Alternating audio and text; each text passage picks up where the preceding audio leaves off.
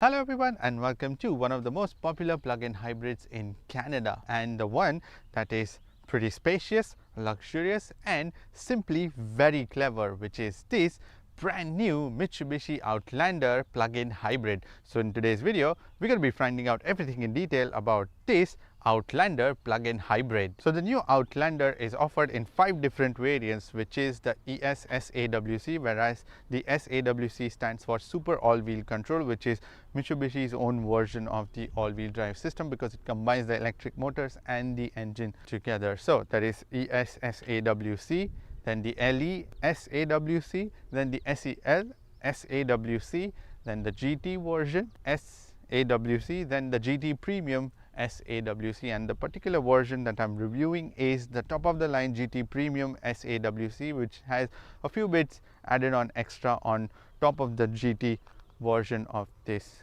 car, but it's also offered in 8 different color variants. And to start off with, the front looks absolutely amazing because it's unlike any other SUVs that you've seen before, because it looks very different and stands out from the crowd, and with this massive grille out here with these headlight cluster that is split, and also the whole front end looks massive in that sense. And also when you drive inside, it also gives you a feeling of driving a very big SUV. So let me start off with the front. So you have this black color Outlander badging on top with this curving grille, black color glossy black plastic with some chrome strips in the middle, and this Mitsubishi badging out here, and this honeycomb mesh grille which is more vertical and in normal plastic at the bottom, more openings given at the bottom too to have more cooling for the battery pack and also for the engine. Then the silver color plastic trims given at the bottom, and then these chrome trims that curve around these headlights and split them into 2. So you have completely LED headlight cluster, but there are also DRLs on top, and at the bottom of that there are turn signals, and the main headlight cluster is out here, this massive one with the 2 bits being the normal headlights and the upper one at the bottom, and they sit at the lower level so that when you're following in traffic it doesn't dazzle the driver that you are following from the rear view mirror. There are also these fog lights given at the bottom of that, tiny ones, but yeah, they are also the LED fog lights. And there's also a camera that is mounted out here, and that camera works for the adaptive cruise control and all your safety systems, because there's also lane keep assist. There are also various pedestrian warnings and all of that, so that camera is useful for that. And under the bonnet sits a 2.4 liter 4-cylinder engine along with 2 electric motors. Now on the sides you get these massive 20-inch dual tone aluminum wheels with this Mitsubishi badging in the middle, and on the inside there are brake disc and caliper, and not to forget the regenerative packaging which is also provided inside on each of the wheels. And there are also electric motors, as I mentioned. So one is given in the front and the other one in the back, whereas there is a battery pack that sits at the bottom, which is a 20 kilowatt hour battery pack, which is again a bigger version than the previous generation. The previous generation was 13.8 kilowatt hour, and even the motors in terms of its output, the front one generates 114 horsepower, whereas the rear motor generates 134 horsepower. So even that has been upped a little bit in terms of the power demand. There is also a plug-in hybrid EV badging on the sides in chrome. And in terms of the functioning of this entire system, because it's a complicated system that Mitsubishi has managed to pull, and let's not forget Mitsubishi is one of the best in the electrical system. So the way it does that is the EV mode actually works with just pure EV mode, where the batteries are used to provide the power to the motors, and then there is a series mode where what happens is the engine works as a generator to give the power to the battery, and through that it powers the electric motors. Then there is the parallel mode. So in the parallel mode, the engine powers the front wheels, and whenever there is a demand for extra power or torque, then these motors kick in and they supply additional power. But not just that, the additional power that is made by the engine, that's saved into the battery. So yeah, that's the entire complicated electrical system, but it just works so smoothly on the road and you don't even realize, because for you it's just simply pressing a normal mode or an EV mode and let the car figure out everything for you. You have these plastic arches on the side fenders so that it can protect your actual fenders and bumpers, and it's also easy to replace. There are these arches and lines given in here, smoother curve on the door. That way, when you come to the side mirrors, these are body colored side mirrors. They have one of the cameras from the 360-degree camera system. Also turn lights. There is also a blind spot warning given in there, and the side mirrors are power foldable. They are also power adjustable. There is also this half chrome surround that continues till the back. There are silver color roof rails given, and the front doors are keyless entry doors and a relatively smoother side profile, and even in the back you have the arches, plastic ones, to protect your fenders and everything. And then you have nicely merging lines in the back too, some strong arch lines given, and then a small sort of spoiler given in the back. And on the left side you have the fuel tank door, whereas on the right side you have the charging options, so which is why it's a plug-in hybrid. So you can even charge this car at home, and it would give you a range of 61 kilometers approximately, but I've managed to get even more when you're driving because there's a regenerative part also that's included in this one. And the best part about this thing is, even if you forget to charge the batteries, there is always engine as a backup that you can use as a generator or to drive the car itself. So the charging is given on the other side, the charging port, and it's AC and DC charging. So in the AC there is level 1, level 2 charging, whereas in the DC charging you have a fast charging capability, so the car can charge from 0 to 80% in 38 minutes. That's really quick. Whereas with the engine, if you want to charge this same battery pack, you need about 98 minutes. I'm going to put the exact time on your screen because there are lots of numbers to remember, but yes, that's also possible. But if you don't do any of that, you can still drive it because the regenerative part will take care of charging the car while you're on the road, which is why this car is very clever, at the same time very complicated. Now in the rear you will be greeted to the LED combination tail light cluster, a sleeker one, continues from the side profile and goes in the back, and the Mitsubishi badging in chrome, the Outlander badging in chrome on the left side, and the PHEV with the SAWC, which is a super all-wheel control badge, on the other side. In terms of the visibility, it's actually decent, but the problem is when the third row seats have the headrests up, because they are massive, those headrests. So when those are up, the visibility is pretty restricted, but when you don't have that, you can just fold them down and then you pretty much get a decent amount of visibility from the rear view mirror. The smoother bumper continues in the back too, with this silver color plastic trim, and at the bottom normal plastic. And then you have these tips on both the sides, but they are just the plastic covering, so it's supposed to be fake exhaust tips. The actual exhaust tips are mounted in the back. And also this Outlander comes with a convenience feature, so you swipe your leg and you can open the boot door, or you can press the button from the trunk door. Now there are scuff plates given in the back so that you don't damage your bumper, and the third row of seat is currently up because I just wanted to show how, in what possible ways you can fold the seats and have the space arrangement. So when the third row of seats are folded up, you can put 362 liters of luggage in the back because it's quite deep that way, so you can put a lot of bags in there, but medium sized bags, that's for sure. There is a 1500 watt AC power plug point because this car also has an inverter inbuilt given on this thing, and boot lights given on the other side with some more hook points so that you can hang your shopping bags and everything. More tying points given there, but that's possible because when you fold down the third row seats, then you can use that. There are also boot lights given on the trunk door also, and in order to fold down the third row of seats, but first you get this boot separator because there is no space, but there is an arrangement where you can put this boot separator hanging so it doesn't consume your actual boot space. And because this car has a battery pack at the bottom, so you don't get a spare wheel, but instead you get a wheel repair kit. So there is a compressor and also the liquid which you pump into the tires, and then you can temporarily use that one. There is also this bag where you will find your toolkit and also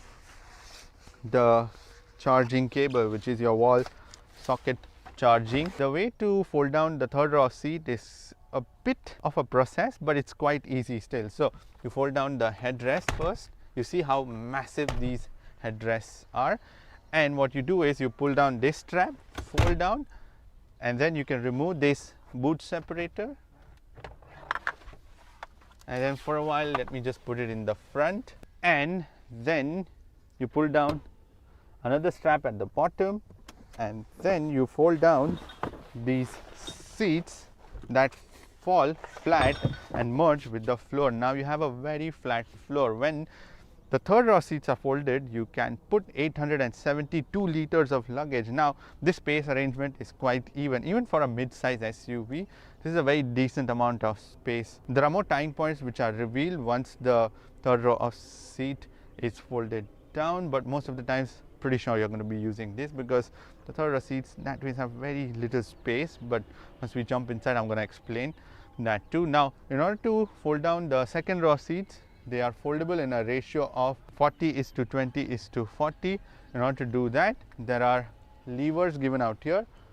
Pull them and fold down the seats.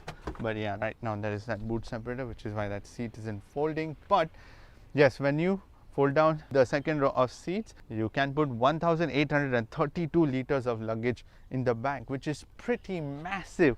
I mean, look at the space arrangement, and it's also pretty flat. There is no step or anything in the back once the second row of seats are folded. So yeah, very much a big usable space on this mid-size SUV. And once you're done, you can swipe your leg and close this trunk door. Now, like the exterior, the interior on this new Outlander are also quite polished, luxurious and refined and very well placed. And if you notice that a lot of bits are very similar to a Nissan Rogue, and you won't be wrong because a lot of parts are shared amongst the two cars. That is why there are bits here and there which are still similar to the Nissan, but nonetheless Mitsubishi has done some pretty decent job in upgrading a few bits here and there inside the car. Now in terms of the material quality, let me begin that. So there is soft touch material leather covered on this upper part of the dashboard with the orange color stitching. In the back, soft touch squidgy materials on the main dashboard, even on the door cards. In the front, it's plastic, but halfway through there is leather covered and quilted leather on the door cards with this tan color leather handrest, and in the front switches and everything, and around that plastic carbon fiber trim. Even in the middle, glossy plastic, and this again silver color that is meant to look like aluminum, but it's just the plastic trim. This gear shifter looks similar from the Nissan Rogue. Your air conditioning controls in glossy black and straightforward button operated. Then this semi aniline leather tan color. So this is the upgraded bits on this car, by the way, and also the massage seats. So these are the two more options in the premium version of this, which is extra. Otherwise the GT line is exactly how you saw with all these bits that I'm going to mention right now. Then there's also a heads up display which is provided, which is an 8.3 inch of heads up display. Yes, you get like proper map view, everything on your heads up display. Now when you come to the driver's display, you get a 12.3 inch digital driver's display, and there is plenty of information on this driver's display, and there are conventional dials on either side. The left side shows you when the EV is powering and when the engine is powering, whereas on the right side there is the speedometer, and it's slightly grainy sometimes. I've noticed just that some of the letters and numbers are slightly looking grainy, but otherwise in terms of the appearance and the brightness, it's very crisp, and even when there is sunlight directly falling on it, it's still super clear and crisp. And there are multiple options on your screen. So let me begin first with the view, because you can change the view of this layout. So you can go into the button given on the left side on the steering wheel, press that and change the meter view. The dials become like round 3D ones on either side, and plenty of information in the middle that you can scroll into. But let me come back to the conventional dials. Then in the middle there are information. So the first page that you will see is the compass, at the bottom the media. Then you can leave it blank. If you are someone that gets distracted, then leave it completely in blank.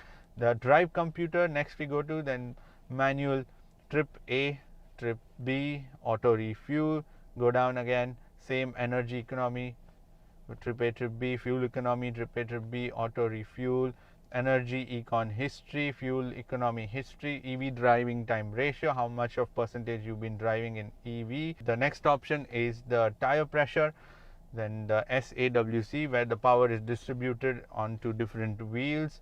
Energy flow, I like this because it just shows you when you're driving how the regen is happening, all of that on your screen. The drive battery temperature. Next is the navigation, the media functions, then the safety systems. You can press even the button on the right side to go into these safety systems. You can switch off blind spot, forward lane, all of that.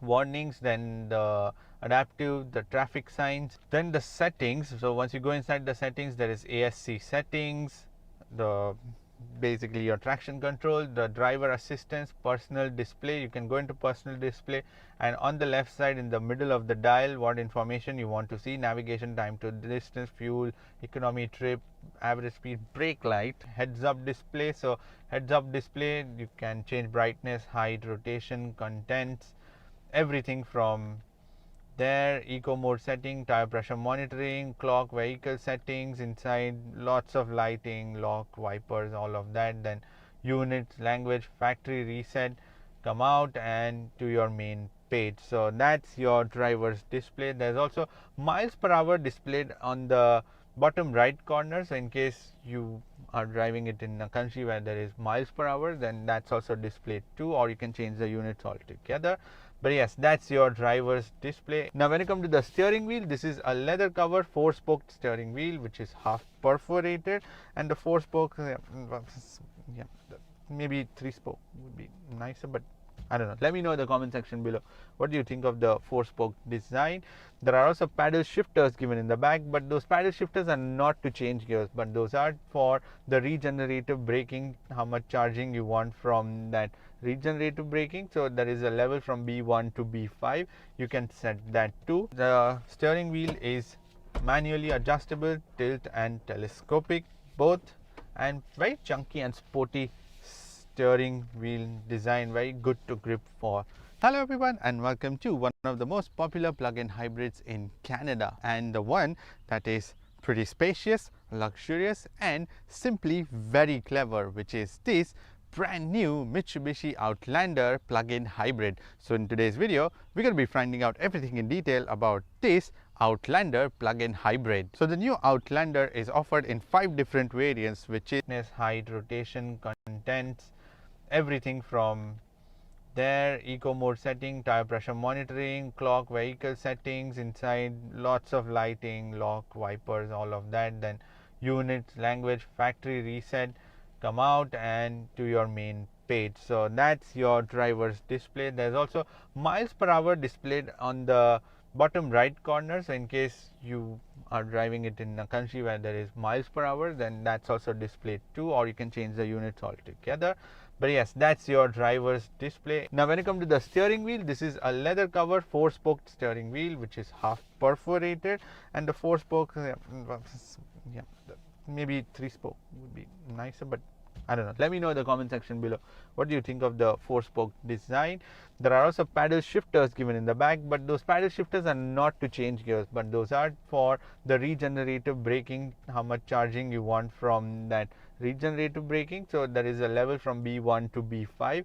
You can set that too. The steering wheel is manually adjustable, tilt and telescopic both, and very chunky and sporty steering wheel design, very good to grip for sure. It's leather cover, and the middle bit is plastic with the Mitsubishi badging in the center. There are buttons given on either side of the steering wheel. On the right side you would find the buttons for the adaptive cruise control, and also the voice control and to answer your phone. Whereas on the left side there are buttons for the media controls and also the buttons to change the driver's information. And this steering wheel is also heated steering wheel. Now when you come to the air conditioning control, straightforward button operated air conditioning system given on this Outlander 2. I love that. And you get tri-zone air conditioning system on this Outlander. Straightforward on and off button on the left side, dials on either side to change the temperature for the driver and the passenger. In the middle bit there is rear temperature settings, change that. Then the fan buttons and fresh air, all of that. There is also the heated steering wheel button, and the thing is that you can just change the temperature for the rear passengers, that's about it, but not the fan speed or anything. The fan speed is controlled from the front itself, and when you put on the fan into the full speed, it's not very loud too, it's still pretty quiet for sure.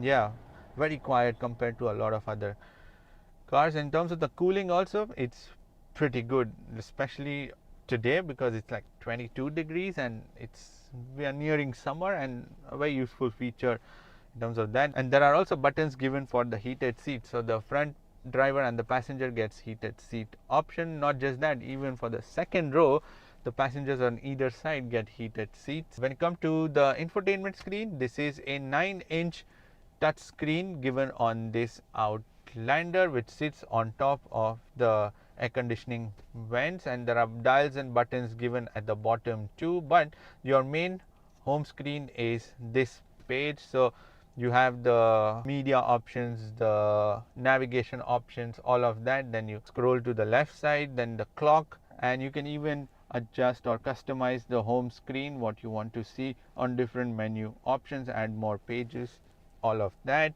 Then you go to the right side where you will find the XM, so Sirius XM, which is provided on this Outlander. Then all of that is like a 3-month trial package given with this Outlander. Then more menu options given at the bottom. So the first one is your phone. If you're connected to your phone, text message, phone book, call history, then information, which is the EV information, shows you energy usage, charging stations, all of that around you. Mitsubishi Connect, which is like an app based system, so you download Mitsubishi Connect on your phone, you can control the charging, when to charge, when to stop charging, climate control, when to start the climate control, when to switch it off, SXM weather, XXM sports. Then the next option is the audio options, where you will find the sources. So in terms of the connectivity, you can connect to this infotainment system using Bluetooth, USB, there is Sirius XM, and there is wired Android Auto, but wireless Apple CarPlay. So with all of that, you can use your Google Maps also with this, but if you don't want to, there's another option. I'm going to come to that, the Bluetooth audio settings, detailed settings options, which you can access from here, but you can even access it from outside too. So you get TomTom navigation system on this Outlander, works pretty well, and it's decently quick, I would say. Like sometimes a bit of lag here and there, but otherwise, yeah, there's point of interest and all of that. So yeah, works well. If you don't want to use the Google Maps, then come back to the menu options, then the connections and the settings again that you can access from there too. There are buttons, as I mentioned, given at the bottom for the brightness. You can leave it on auto, track changer, audio options, your main menu option, the map, and the camera. So there is 360-degree camera system given on this Outlander. You press that camera button, you can select different views on your screen too, or come out from there, and dials given on either side for volume and the track changer. So that's your infotainment system, this Outlander. Pretty easy to use, to be honest, and not too much of a fuss in that sense. Now when you come to the charging, there are 2 USB ports, one type C and one normal, along with 12-volt power socket given in the front, and there is also a wireless charger given on this Outlander. Whereas for the second row of passengers, there are 2 USB ports, one type C and one normal, along with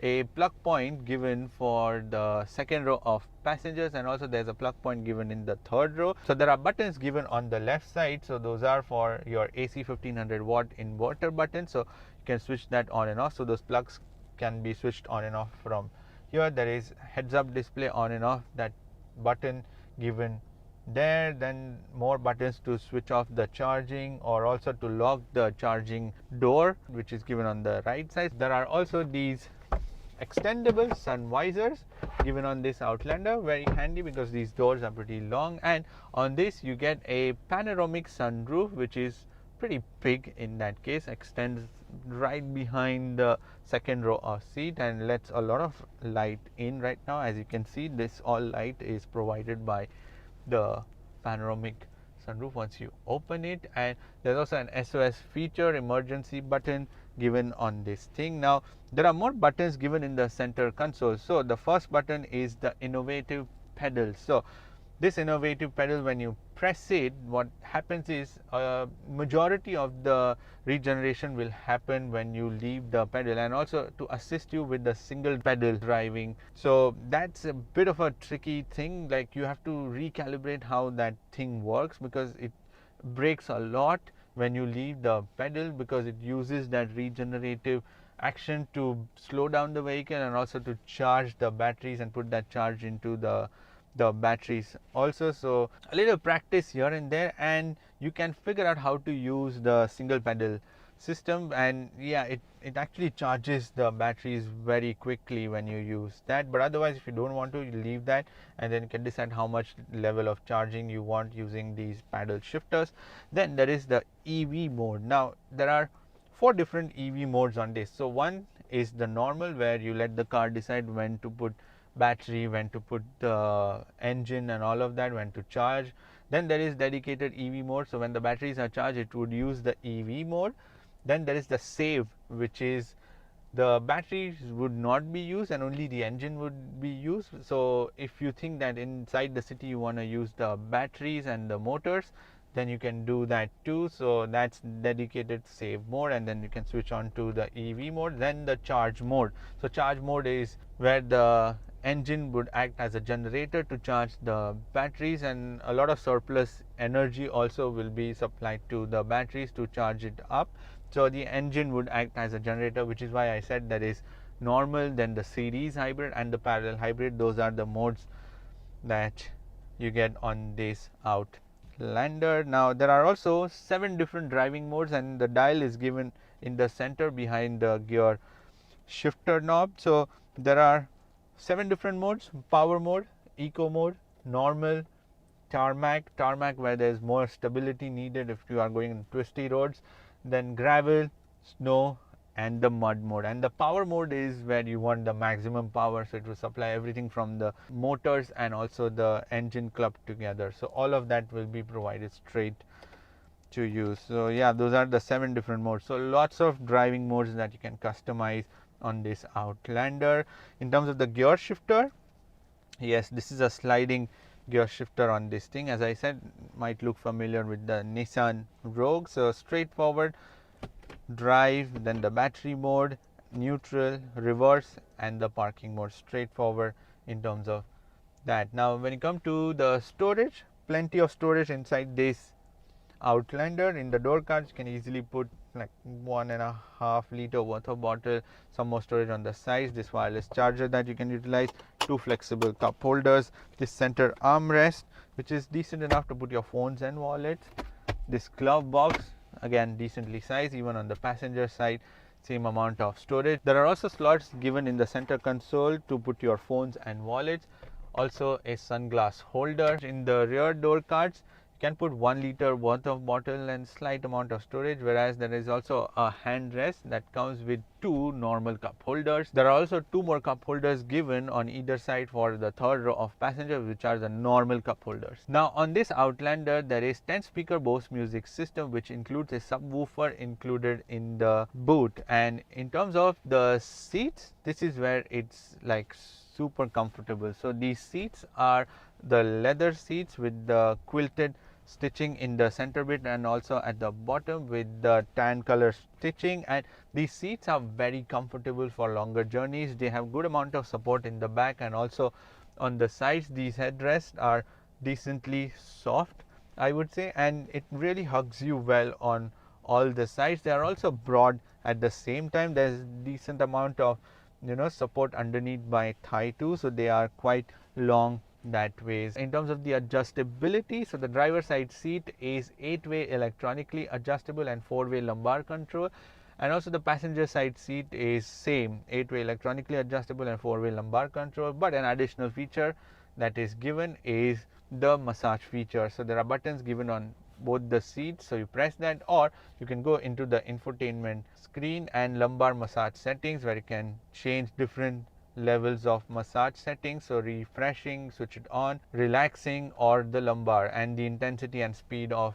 the massaging system also. So that's an optional extra which is a part of the GT premium line. Now in the second row of Outlander, things are decently spacious, I would say. So in terms of the knee room, there is about more than half a palm worth of knee room. The headroom is all right, somewhere about 6 feet may start brushing their heads against the ceiling, but there's a bit of a cutout to give you that extra bit of height. Also, these seats are in my driving position, and then after that there is this much of space. But the thing is that you actually sit a little lower on the lower side, and that is evident from the fact that the angle that these legs are making. And as I mentioned, the battery pack is at the bottom of the floor, so which is why the floor is raised up, and so the seats have to go down to give you extra bit of headroom also. But yeah, in terms of the comfort in the back, these seats offer the same amount of comfort, very comfortable. They are the leather seats, black color leather seats with the tan color stitching and quilted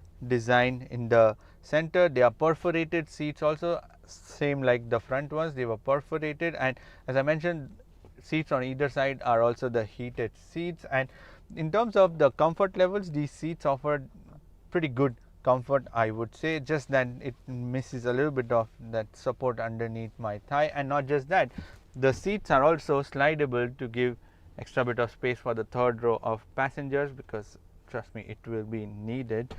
And also the backrest is adjustable, so you can adjust it how much ever you like with that. And not just that, when you're not having a middle passenger, you can use this handrest with two normal cup holders, but yeah, it's got normal plastic around, but nonetheless you have a cup holder. And if you are the middle passengers, there is only small amount of tunnel in here, so not much of a tunnel that hinders your space. So in the middle, again, there is decent amount of room in the front, and also there is decent amount of headroom also, whereas the backrest is slightly on the harder side. There's a bit of a bump, but nonetheless, yeah, the 3 adults can fit into these seats in the second row for sure. In terms of the air conditioning, there are 2 vents given here. You can control the direction and flow of air, and as I said, you can control the temperature given at the bottom, and buttons on either side for the heated seats. And at the bottom of that, there are 2 USB ports and a plug point. The door car quality is mix between plastic and also the leather covered halfway through, and tan color leather on the handrest with the quilted stitching. So that's again the same thing like the front doors. And there are also sun blinders given in the second row to give you that extra bit of privacy and also protection from the sun. There are also pocket storages given in the driver and the passenger seat, and on top there are more storages, smaller ones, to put your phones or maybe iPads. Now things in the third row are a bit cramped, I would have to report that. And the seats, I have slided it a little bit, the second row of seats, so that I can get that room to sit in the third seats. I'm going to show you exactly how the arrangement is when the seats are completely pulled back far, like the second row of seats. And also my head is kind of brushing against the ceiling now, and you sit quite high up because you are sitting right in the rear. And again, the battery pack is there at the bottom, so you have to lift these seats up a little bit. And the comfort levels are all right. You get the same level of comforts that you get in the other rows of seats. So these seats are more like maybe if you have 7 people and if you want them to sit, that's when you have to make them sit into these seats. Otherwise, these are for kids, smaller kids, that's for sure. And in terms of the other arrangements, there are cup holders given on either side. There is also a plug point, as I said, given in the back for using it for charging your phones. But yeah, that's a plug point and not the USB or anything. So let me take these seats in the back and show you, because in order to come out from these seats, you pull this lever and push the seats in the front and come out from these doors. But when you want to, please bear with me, yeah, this is the sort of arrangement normally. So that's how the seats are. So which is why the second row of seats are slidable, so you can push them a little bit in the front and get the knee room. If there are kids also, then the kids are the perfect, examples who can sit into these seats, because they won't need that much of space in the third row, so they will be all right. In that case, there are also these two massive headrests, the tall ones, on which you can rest, and it's very easy to fold them too. So the third row of seat is when you have absolutely more than 5 people and you need to accommodate into the car, but more or less you can fold down the third row of seat and utilize the massive amount of boot space on this thing, along with utilizing 5 passenger space on this Outlander. So currently I'm driving on pure electric power, so the two motors are being powered and it's a very quiet ride. In fact, yeah, it's just so weird sometimes that a big SUV like this is just cruising so quietly. As I said, this thing comes with a combination of engine and motor. So let me begin first with the engine. So you get a 2.4 liter 4-cylinder naturally aspirated engine that produces 131 horsepower and 144 pound-foot of torque, and this engine is mated to a CVT transmission, and also there are two motors, one in the front and one in the back. The front produces 114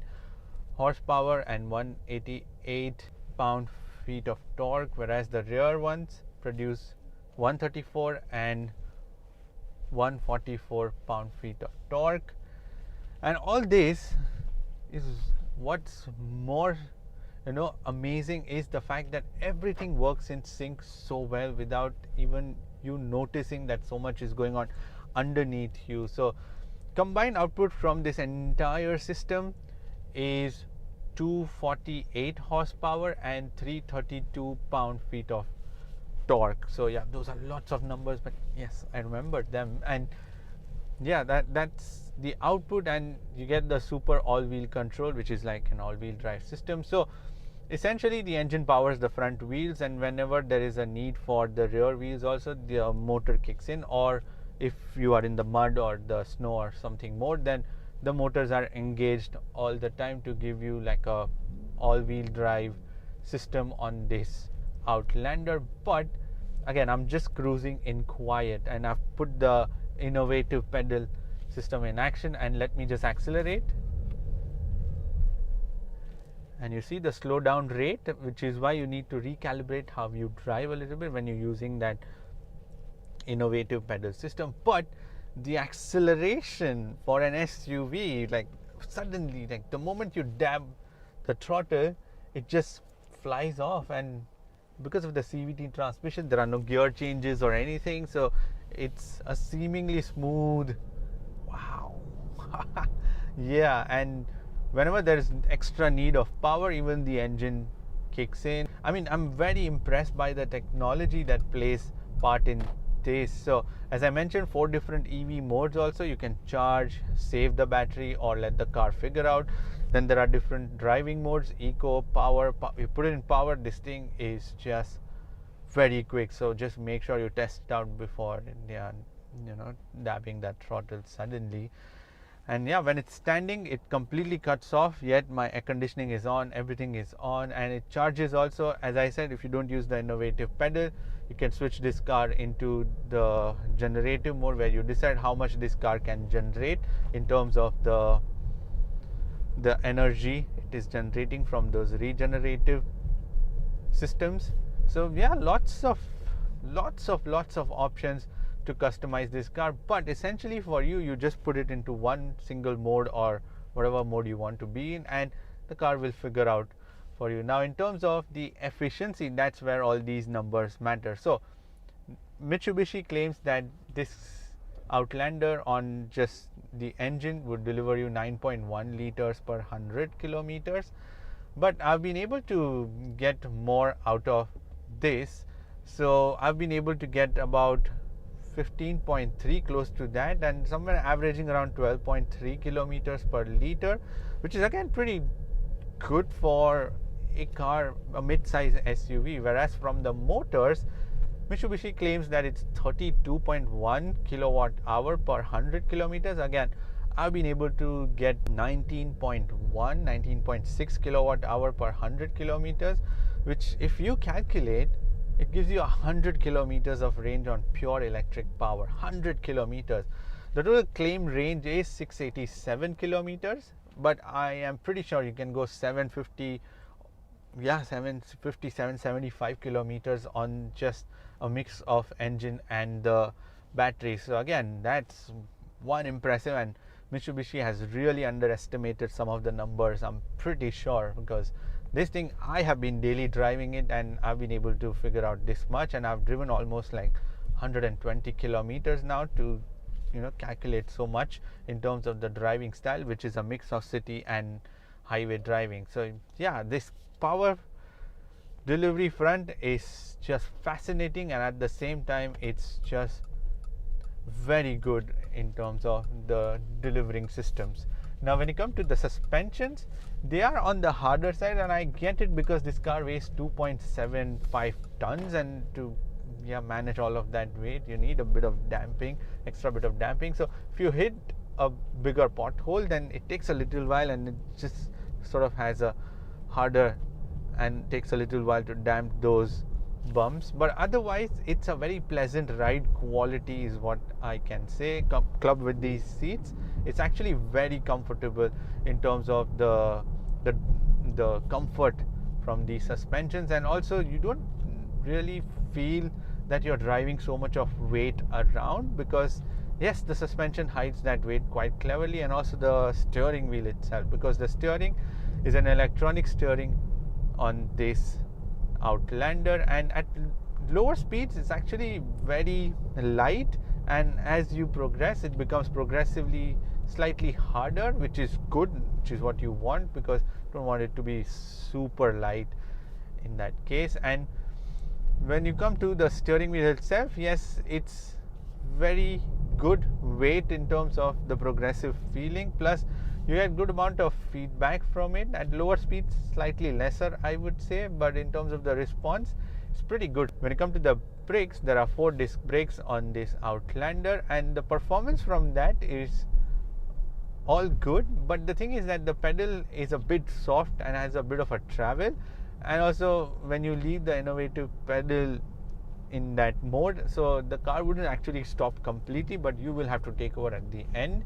And yes, the pedal has a bit of a travel also because of that softness, but yeah, once you keep driving a little more, you will gauge how much pressure to apply on that pedal too. Now when you come to the noise and the vibrations, there's not much vibrations, but the noise, there is a bit of electronic whining and the motor whining, the generator, all of those noise that you can hear. Also the engine, sometimes when it's stressed out, you can hear that too.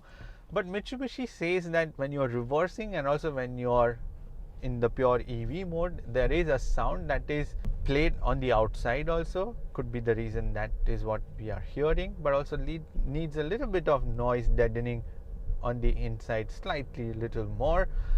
But yes, that's to alert the pedestrians on the road that the car is around them, which is, I get it, which is good, which is what is needed for an EV, especially you are driving this car in an EV mode, so it's needed. But yeah, otherwise a little bit of deadening would be nicer. Now when you come to the safety systems, you get 11 airbags, 2 for the front driver and the passenger, 2 side airbags again for the driver and the passenger, 2 side airbags for the rear passengers in the second row. There are also 2 airbags in the frame. There are also driver and the passenger side knee airbags, so those are your airbags.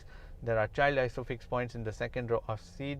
There is a 360-degree camera system. The output from that can be a little more refined, because right now it's a bit grainy is what I find, but still there is a 360-degree camera system. Front and the rear collision warnings, the pedestrian warnings.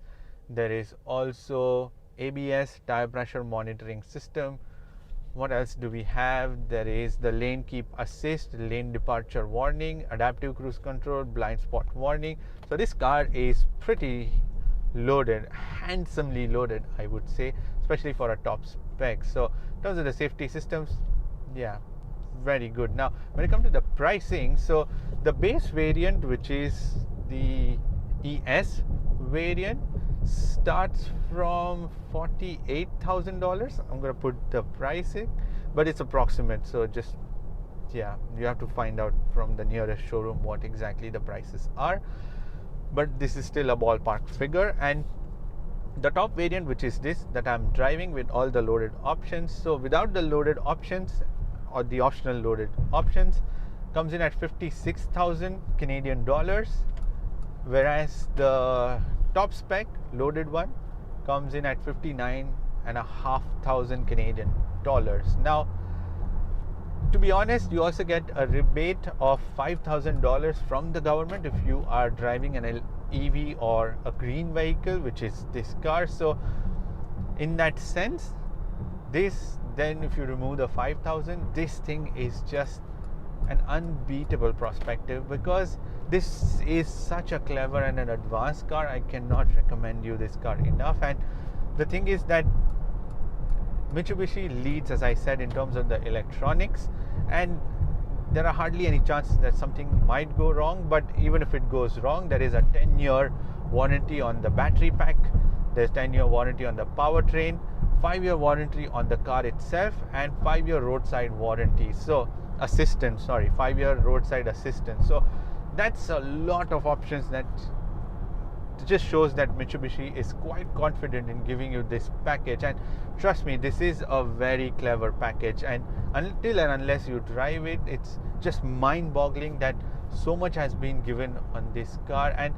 it's actually the right sort of car, because you don't have to necessarily depend on just the EV prospectus, but also you have the engine which takes over if the charge is low, or it also has so much of efficiency from everyday driving, and you don't have to worry about, quite often you might not be even refueling this car, let's say, more frequently, because of the way this thing is so efficient. So inside the city, drive it in EV mode, outside drive it in the mixed mode, and the car will figure out the maximum efficiency, and it will deliver you. And especially for a mid-size SUV, this is just a very good package, and you should definitely check this car out. It's also advanced.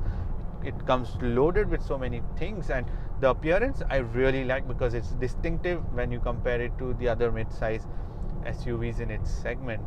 Anyways, that is pretty much it for this video. Give this video a thumbs up, and thank you for watching this video. And if you want to subscribe to my channel, then you can click here. And if you want to watch more videos that YouTube will recommend, then you can click here. I shall see you in the next video. Bye bye, take care, and drive safe.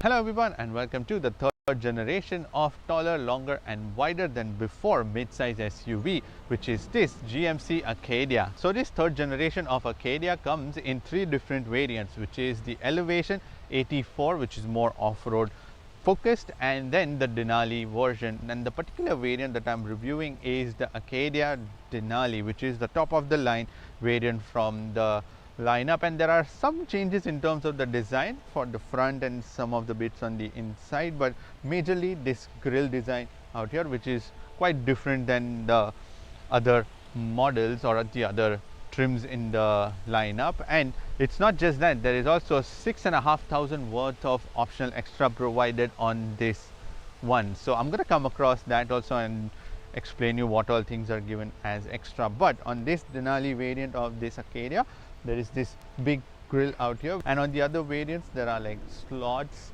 given, and there's also this GMC badging provided. And at the bottom there is glossy black plastic bumper given with these glossy grills also, and it's to make it appear much more, premium in terms of its appearance. And there's also this chrome strip that goes from one end to the other. There are also fog lights given out here. These are the LED fog lights provided, and there's a bit of a procedure to switch on the fog lights also. I'm going to jump inside and then show you that also, but just remember that. And one more thing is that this thing, I'm guessing, comes with an optional extra, which is like a power supply port on the right. Yeah, so you open this flap, and then there's also a cable provider which is in the trunk. But yeah, this I'm not too sure, because then you have to be very careful not to curb your car anywhere, because you might damage this power port given on this side. And when we come to these headlights, so these are full set of LED headlights given on this Acadia, and there's also this C-shaped DRLs provided, and those same DRLs also convert into the turn signals. And underneath this latest generation of Acadia sits a 2.5 liter 4-cylinder turbocharged engine. Now on the Denali variant of the Acadia, there are 20-inch alloy wheels as standard, but on this one there is the optional extra. So the first optional extra is this, which is the 22-inch wheels given on this. They look pretty big and huge. You look at them from the side profile, and there are also sport suspensions, which is again an optional extra given on this Denali variant to give you extra bit of sportiness and also at the same time comfort too. There's also a Denali badging in chrome. And when we come to these side mirrors, so these are power foldable side mirrors. They are power adjustable. They also have the blind spot warning on the inside and one of the cameras from the 360-degree camera system.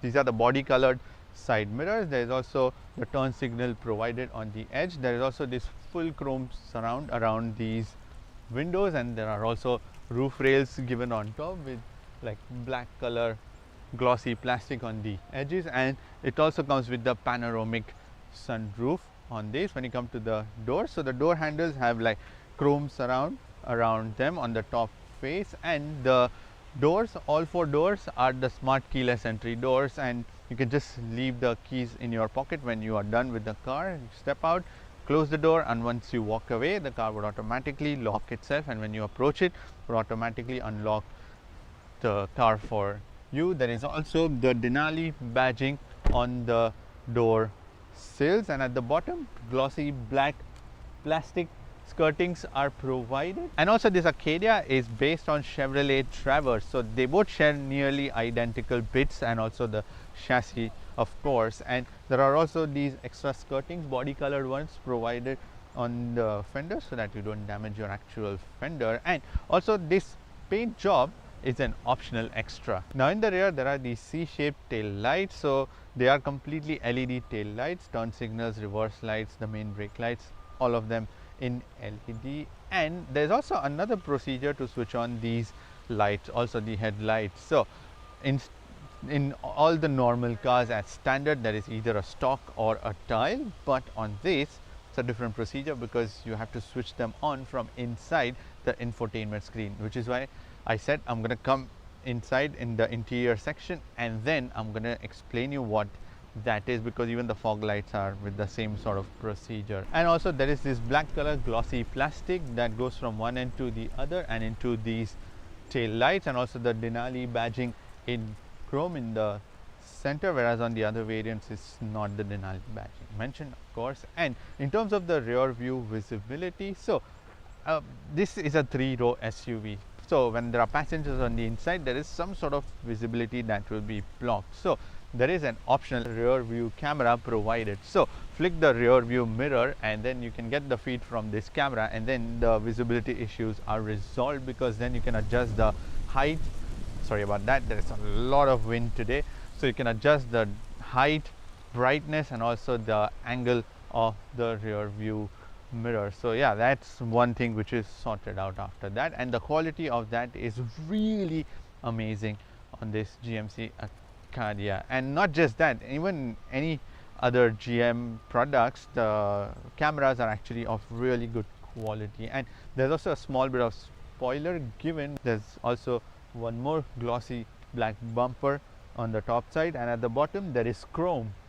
Yeah, lots of chrome given from one end to the other, and at the bottom of that you would see quad exhaust tips. So these are the squarish quad exhaust tips, and these are the real ones, not the fake exhaust tips. So all of them are pretty functional. There's also this Acadia badging, all-wheel drive badging, and the GMC badging given on the other side. Now in order to open the trunk door, there is a button provided, and there is also another convenience feature where you swipe the leg and open the trunk door if there are lots of shopping bags in your hand. So let me press the button and open the trunk door. So it's a white interior, so yeah, good luck maintaining that, because even the trunk space itself is also white, as you can see it from the camera. There are also scuff plates which are there to protect your glossy black plastic bumper. And when the third row seats are folded up, you can put 23 cubic feet of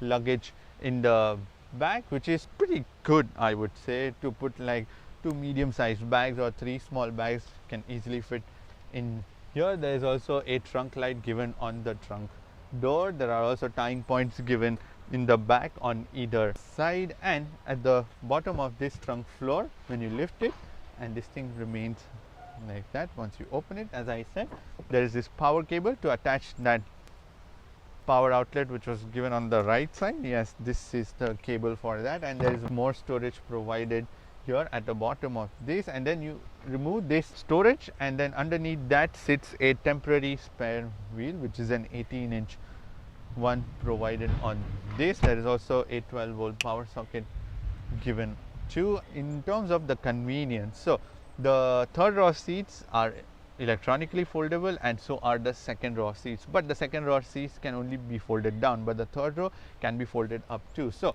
let me show you that. It's mighty quick and even comes up quite quickly, and this same feature was also there in Cadillac XT6. I've done the detailed review video of that. You can click on the pop-up banner out here, you can watch that too. In there also there were these same electronically foldable seats. So I'm going to fold both the seats now and show you. There you go. Now when the third row of seats are folded, you can put 57 cubic feet of luggage in the back. Again, that's also pretty good for a car of this size, and it's flat. There is no step or anything. And as I said, the second row seats are also foldable, and in order to do that, press these buttons. In one of the seats there is my bag, so which is why it's not able to fold. When you fold down the second row of seats, you can put 98 cubic feet, which is pretty good for this, but I don't know, it's a white interior, so I'm going to be a little wary about putting a lot of dirty stuff inside. And then in order to close the trunk door, you press this button. It takes a little while to respond. Yeah, there is a bit of a delay in that, but yes, it closes very quietly. Now the inside of this Denali variant of the Acadia is truly luxurious, and it's also very wide because lots of bits, seats, dashboard, the center tunnel, all of that is provided in white. So yeah, there needs to be a lot of maintenance to keep it very clean and shiny. And also the carpets are like light gray color, so again, even if you enter in with some wet feet, then yeah, that also is quite visible because the carpets do get dirty, so you have to frequently keep them clean all the time. So yeah, that's the only part of having a little bit of more maintenance with these sort of interiors, because even the roof itself is white. The pillars are in white, but they are in plastic, so you can just easily wipe them off. But yeah, that also gives a much more premium feeling on the inside of this car. But there are some bits which are very, very odd. So the first one is, say if you want to switch on the parking lights, so usually it's either here on the top of the dashboard, on the sides, or on this, but have a guess where this will be, because it's not anywhere you can think of. It's mounted on the roof. When I got into this car, it took me a little while because I wanted to use the parking button, and I had parked somewhere, so I was just wondering where the switch is. Is it there, is it not? And then I was looking around, and then I saw it was mounted right on the roof. So that's the very odd place to put that. And the next one is to switch on the headlights. So instead of, as I said, stock or a dial, which is usually provided, there is an option on the inside of this infotainment screen. So you press this bulb icon, you press that, and then there is off, auto, the lights, then you can switch off. Now you can leave it in auto, yes, but what if this screen stops working? yeah, there's no way to then get access to those lights. And not just that, in order to switch on the fog lights, then next to that there is another option which is for the controls, or you can go from the inside. So that controls, when you go inside, there is the front fog lights. You press that option and then it switches on the fog lights. Now these are like layers of options when you are driving a car, because fog lights is something you want to switch on immediately, and then for that if you have to search for a little longer, then that can be a bit distracting while you are driving. So let me begin with the material qualities. The top face is soft material, leather covered, and the middle bit has this plastic cover. So this has one of the speakers also. Even the top face of the door cards is leather covered, and on the side face there is real wood. That elevates the premium feeling. And even on the dashboard here there is real wood. On the places where are going to be resting hands, that's white color leather with the black color stitching, and on the side face also more leather, and in between there is normal plastic. At the bottom there is white color plastic. On this side face it's still softer, but the bottom face is normal plastic. Even here the center tunnel, there is softer materials in white, and then there is this slot here where there is storage provided. Even in the center console there is a lot of wood given, so you can cover this off completely and have a clean look. There are also mood lights given in the dashboard and on the door cards. Even in the rear door cards, it's very easy to change them. Just go into the ambient lighting and then straightforward change all the different colors or even the brightness of these lights. The steering wheel is again leather covered, feels very, very premium when you interact with any bits on the car. And even the plastic quality is rather very good around these switches also. Wherever the switches and everything has been given, that's pretty good. Now when we come to the driver's display, so there is an 11-inch digital driver's display provided on this Denali variant of the Acadia, and at first glance it feels there is a lot going on the screen, and I'm not particularly a fan of this graphic because it makes reading slightly difficult while you are on the move. But you have to just understand a little bit more because lots of options are given. For example, on the right side the buttons are provided. You go into them and you can change the radio station, and next to that another button with which you can change so basically, oh, don't do that. So when your phone is connected, you can access the phone option on the inside, but there are also options to change information on either side of the dial. So in the center dial there is RPM counter and the speedometer digitally, and on either side, as I said, the options. So the left side one, that what information that you see currently is showing me the current trip, but again you can go from inside this infotainment screen into vehicle status, maintenance, and all these gauges you can put inside. So tire pressure, you put it into the display, so it shows that. Brake pad life, whatever options you want to see, go back. Then gauges, transmission fluid, oil pressure, oil temperature, coolant temperature, battery voltage. Then the trip information. So trip information, if you want to see on your screen, you can do that too. So that's how you transfer these options on that main screen. So again, that's also slightly complicated in terms of how you use it. And there is also another button provided on the steering wheel, so you press that button and you can view the full scale maps on the screen. And this is standard, like there is no optional extra to pay for. So you can even switch to another mode where it shows you the driver assistance in the main center screen, and digital speed moves on the left side, and the media options all remain on the right side. Now when we come to this steering wheel, this is a leather covered steering wheel with the white color stitching, Denali badging in the middle, and buttons given on either side, and also paddle shifters given on the top side of the steering in the back, and there are more buttons given in the back too for the media controls. And the steering wheel is electronically adjustable, which is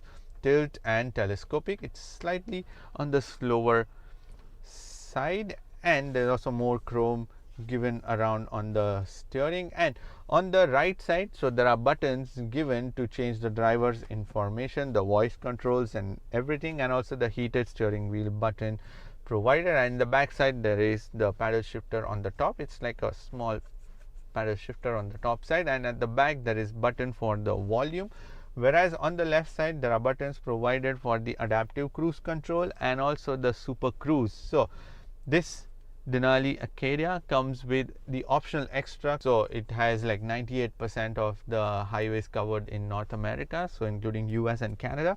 So leave this car into the super cruise and it would automatically drive the car and automatically change and overtake the cars also, apparently. And there are also cameras and sensors given in the center on top of the steering wheel there, so that monitors your presence in the car, so you cannot completely leave the seat or anything, do all that sort of stupidity, but yeah, you have to be in the car and be looking straight on the road. So yeah, that's also as a safety measure provided. There are also LED lights given on the top side to tell you when the super cruise control is active or when it's going to disengage and when it is driving. So it's in green color and blue color and red color, so all three colors are also given. There's also a low range button given on the left side, so you press that and you can switch the car into the low range mode. So basically you can select the different gears that this car can shift up to. So there are 8 gears given on this Acadia, so you can select the gears that you want to go up to. So maybe you're doing off-roading and then you want certain gears, but again that button is given on the steering wheel, so not on the inside of the infotainment screen. And there is also the shifter stock given on the right side, so it's shift by wire, so it's quite easy. You just put it into drive, neutral, reverse, and then press the park button. When we come to the air conditioning controls, you get tri-zone air conditioning system on this Denali variant of the Acadia, and the information sits on this 15-inch infotainment screen at the bottom, and then there are physical buttons to control the air conditioning or on screen also, with which you can control. So straight on and off, and on either side the temperature adjustment, and in the middle the fan speed adjustment, and the AC on and off, fresh air, all of that. And also on either side there are also buttons provided for the heated and the cooled seats. So the driver and the passenger side seats are both the heated and the cooled seats. And not just that, you can go into this screen, and in order to do that there is an option given on the left side. So you press that button and then you can control the on-screen options. So again, same fan control, the temperature control, the flow of air, all of that you can change. And there is also another way to control the rear air conditioning, which is from this screen itself. So on the right hand side there is the rear button, so you press that on screen button and control the rear air conditioning. So you can set the temperature, fan speed, and the flow of air, and switch it on and off, or even lock it from here. So yes, that's how you operate this air conditioning control. There's also the dedicated climate button given on this infotainment screen. Go into that and you can get into the climate control from the infotainment screen also. So there are physical buttons nonetheless provided, yes. So while on the move it becomes easier to operate the air conditioning. And when we come to this infotainment screen, this is a 15-inch vertically mounted infotainment system on this Acadia. I like the arrangement of this screen, and especially in this black theme, it's not in your eye all the time, and it's very easy that way to just focus on the driving. And this infotainment screen is powered by Google's Android operating system. So the screen itself is decently snappy, it's not too bad, it's pretty good. You can even long press these options and arrange the icons. Then the first option is the vehicle status, where you can see all the vehicle information, then the maintenance gauges and the trip information that you can also put on the driver's display, so that's been provided there. Then the Google Assistant, so you can call at any point like, hey Google, can you switch on the AC? So it can switch on the AC, switch off, and control the media and all of that stuff. There's Play Store.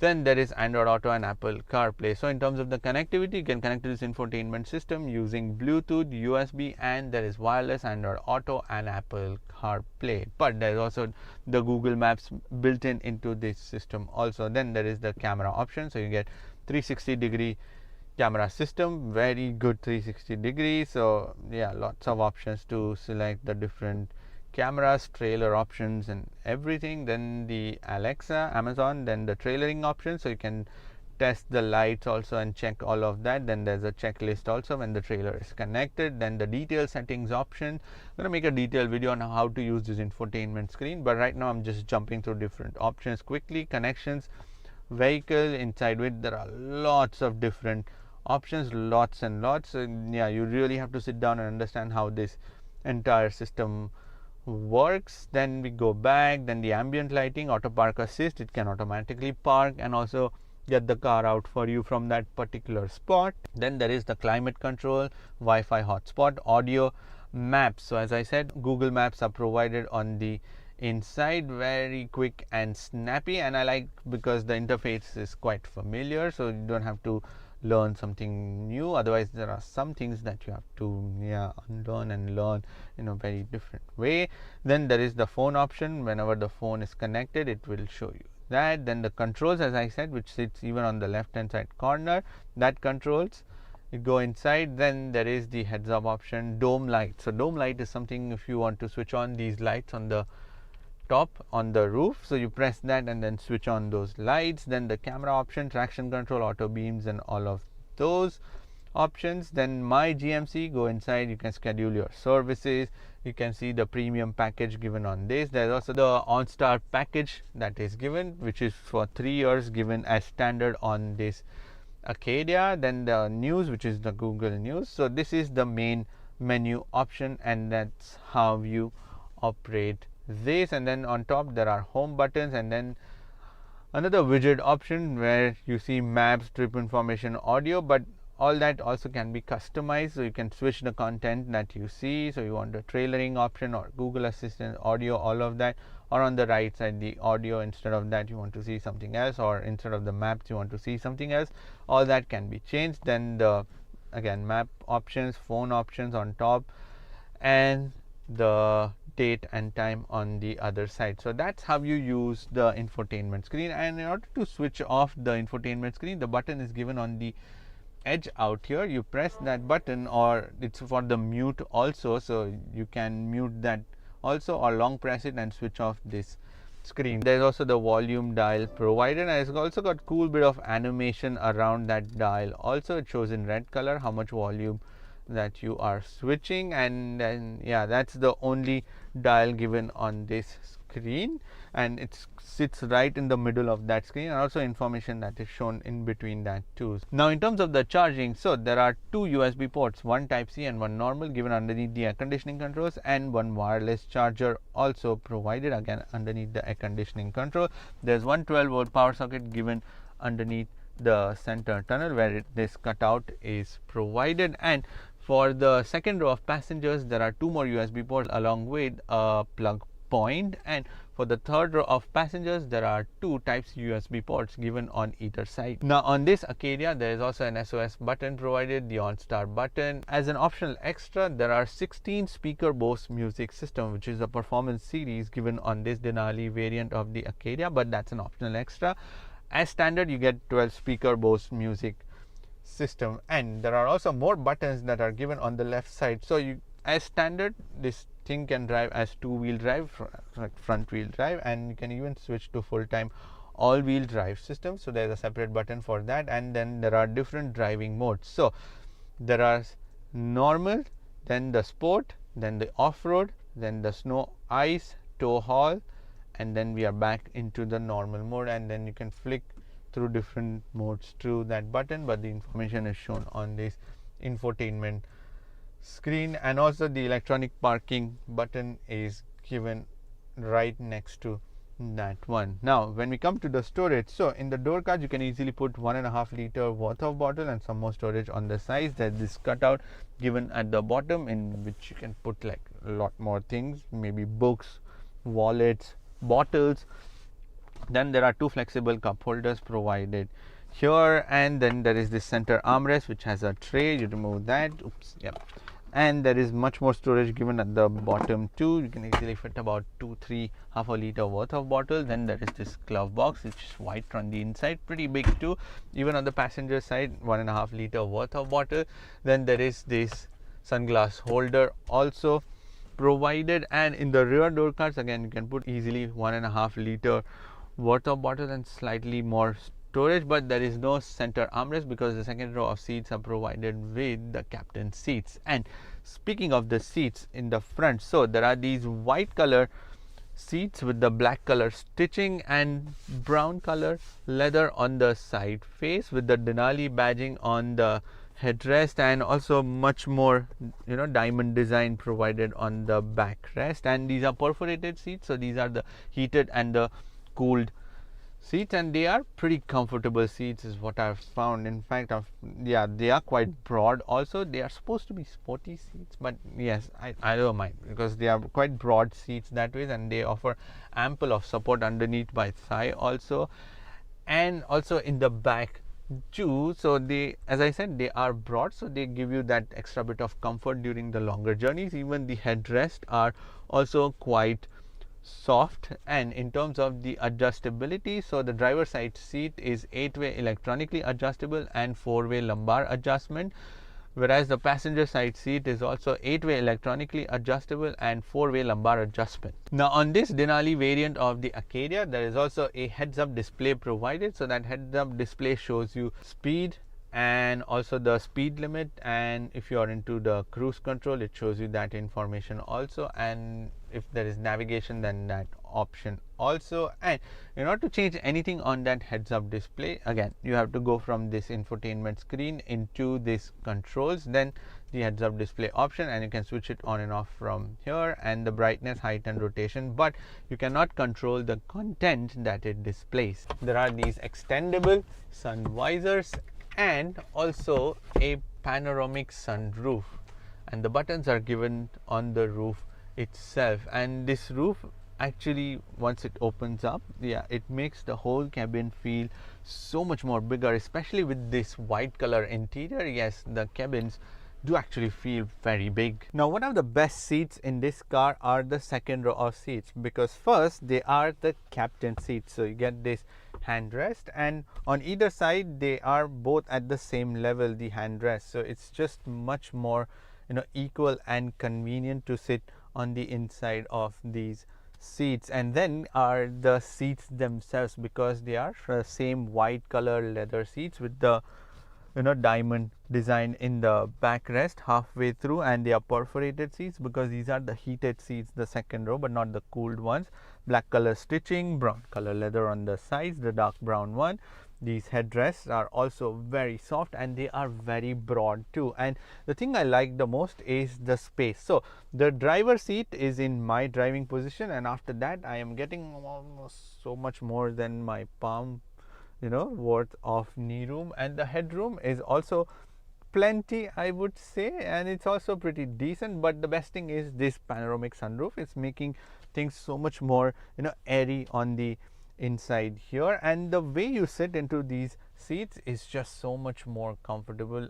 These are one of the best seats I've sat on, that's for sure, because they offer a good amount of support underneath my thigh. And the back, yes, because it's much more flat and broader, so it offers ample of support when you are sat inside them. And then the doors themselves, they are again the leather covered doors with the same real wood provided on the side face. There are mood lights also where you're going to be resting hands, that's leather covered with the black color stitching. Good quality plastic all around, even at the bottom of that we're going to be putting the bottles and everything. But yes, the quality is really good here too. And then there are these grab handles given on either side, just that yes, everything is again in white in the back too, the door cards, the seats themselves. And not just that, the seats also move, so you can push them in the front. So if there are passengers in the back in the third row, then you can provide some more space for the third row, extra leg room. And even after that, there is still about 2 fingers worth of knee room for me after pushing these seats all the way in the front. But yeah, when you just leave them here, and also you can fold down the seats from this side face also. So there is a lever provided, you pull that lever and the backrest can be collapsed from here. So manually also there is an option given to, and there is also one more button given on the side face. So when you press that, the seats are pushed in the front, not to get into the third row seat. The only thing is that you have to keep the button pressed and not like press it once and then the seats will just automatically do it by itself. But yeah, you have to press it all the way through till they fold completely. I really like the arrangement out here in the back, especially when there are no passengers in the rear. Then you can really just stretch your seat also and recline it even further in the back and get a really lounge kind of feeling. And then there is no handrest, so there is this passage from where you can go into the third row of seat also in case you want to. Then there are two flexible cup holders also provided on the top face above the air conditioning controls, and there are also air conditioning controls given to control the fan speed, then the temperature, the mode where the air is flowing, leave it in auto, and on either side the buttons for the heated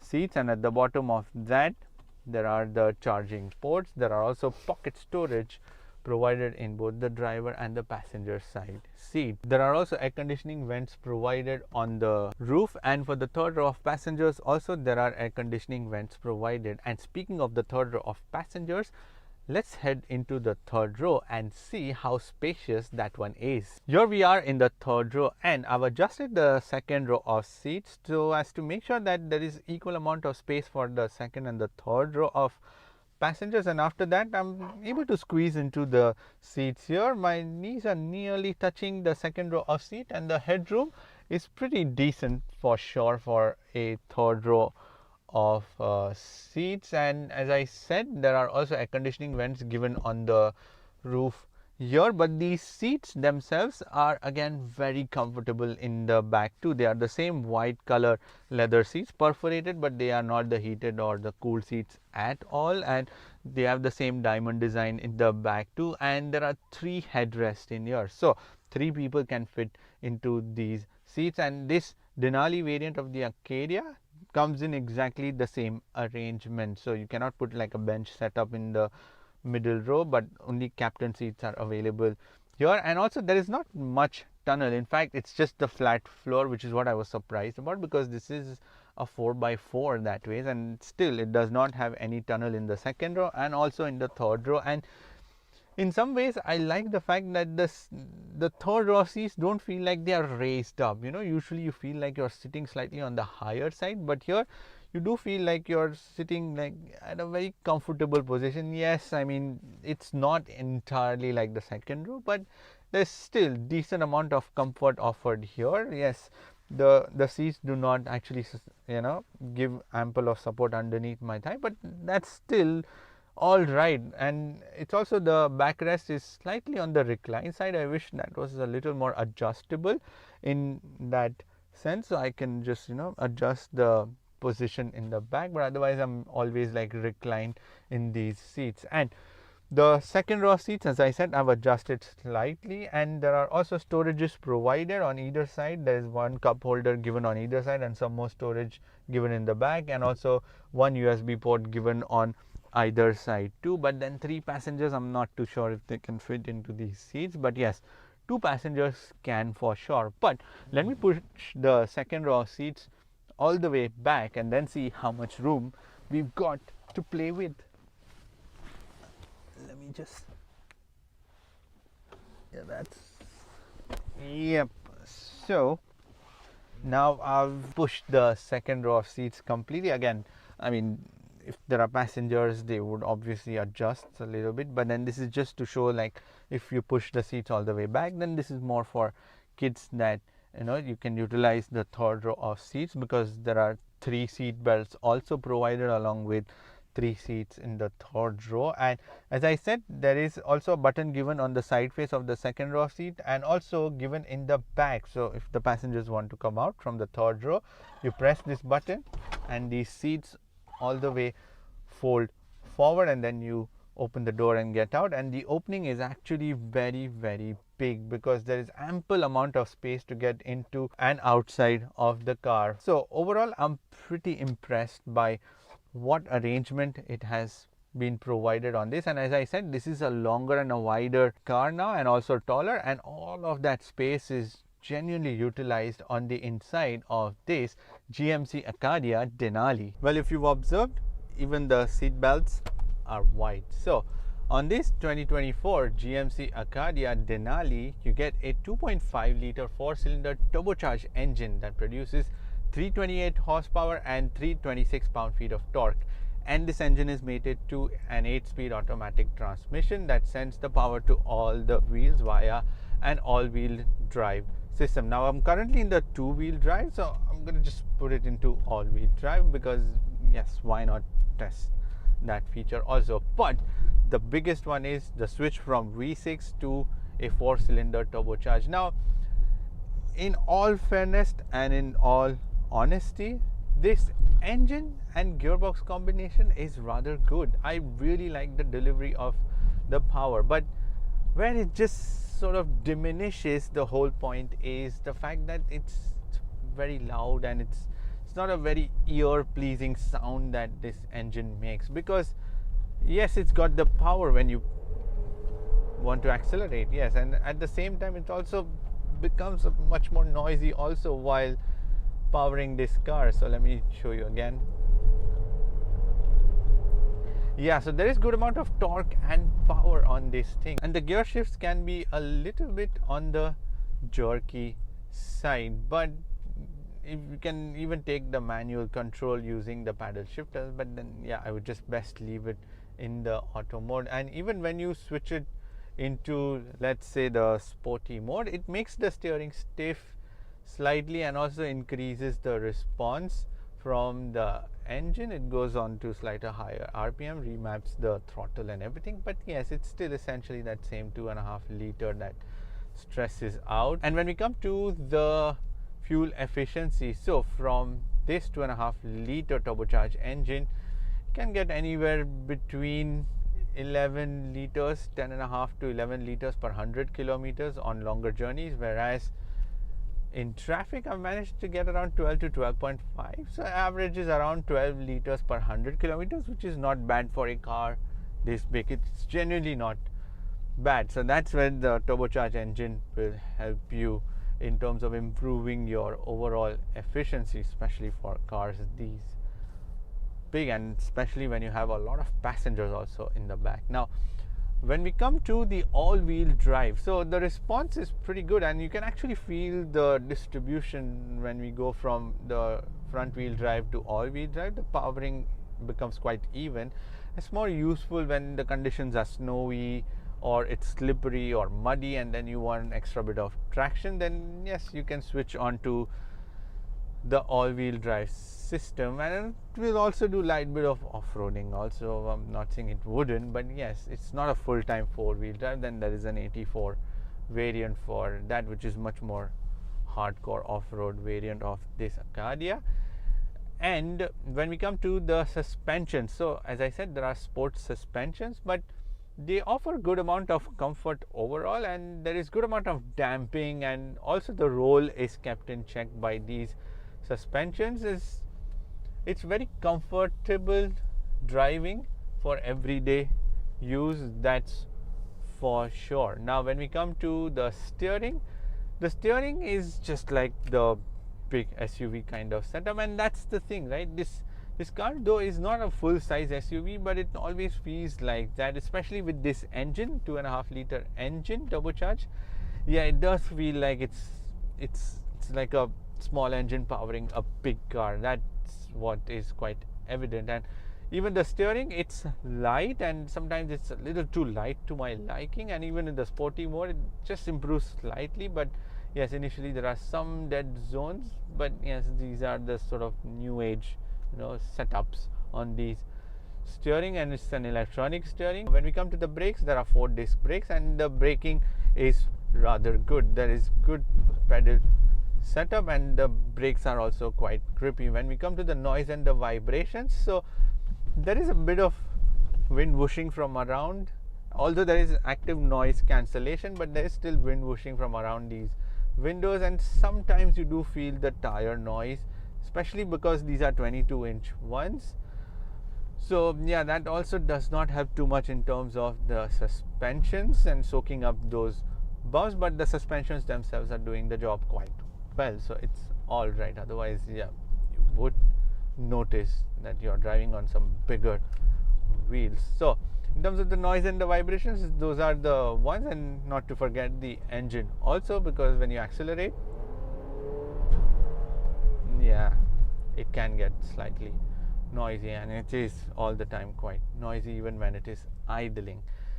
And in terms of the fit and finish, I'm actually quite impressed by this Acadia, because everything is like quite solid. There are no panel gaps, awkward panel gaps, or anything on the inside, so build quality is rather good. Now when we come to the safety systems, so there are 8 airbags. No, in fact there are 9 airbags, 2 for the front driver and the passenger, 2 side airbags again for the driver and the passenger. There's also another middle airbag between the driver and the passenger, which is a side airbag but given on the driver's side. Then there are 6 airbags given in the frames.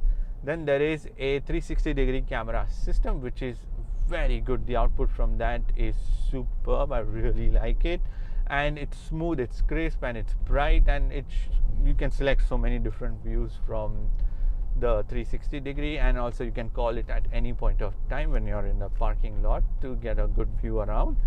Then there is child isofix points in the second row of seat.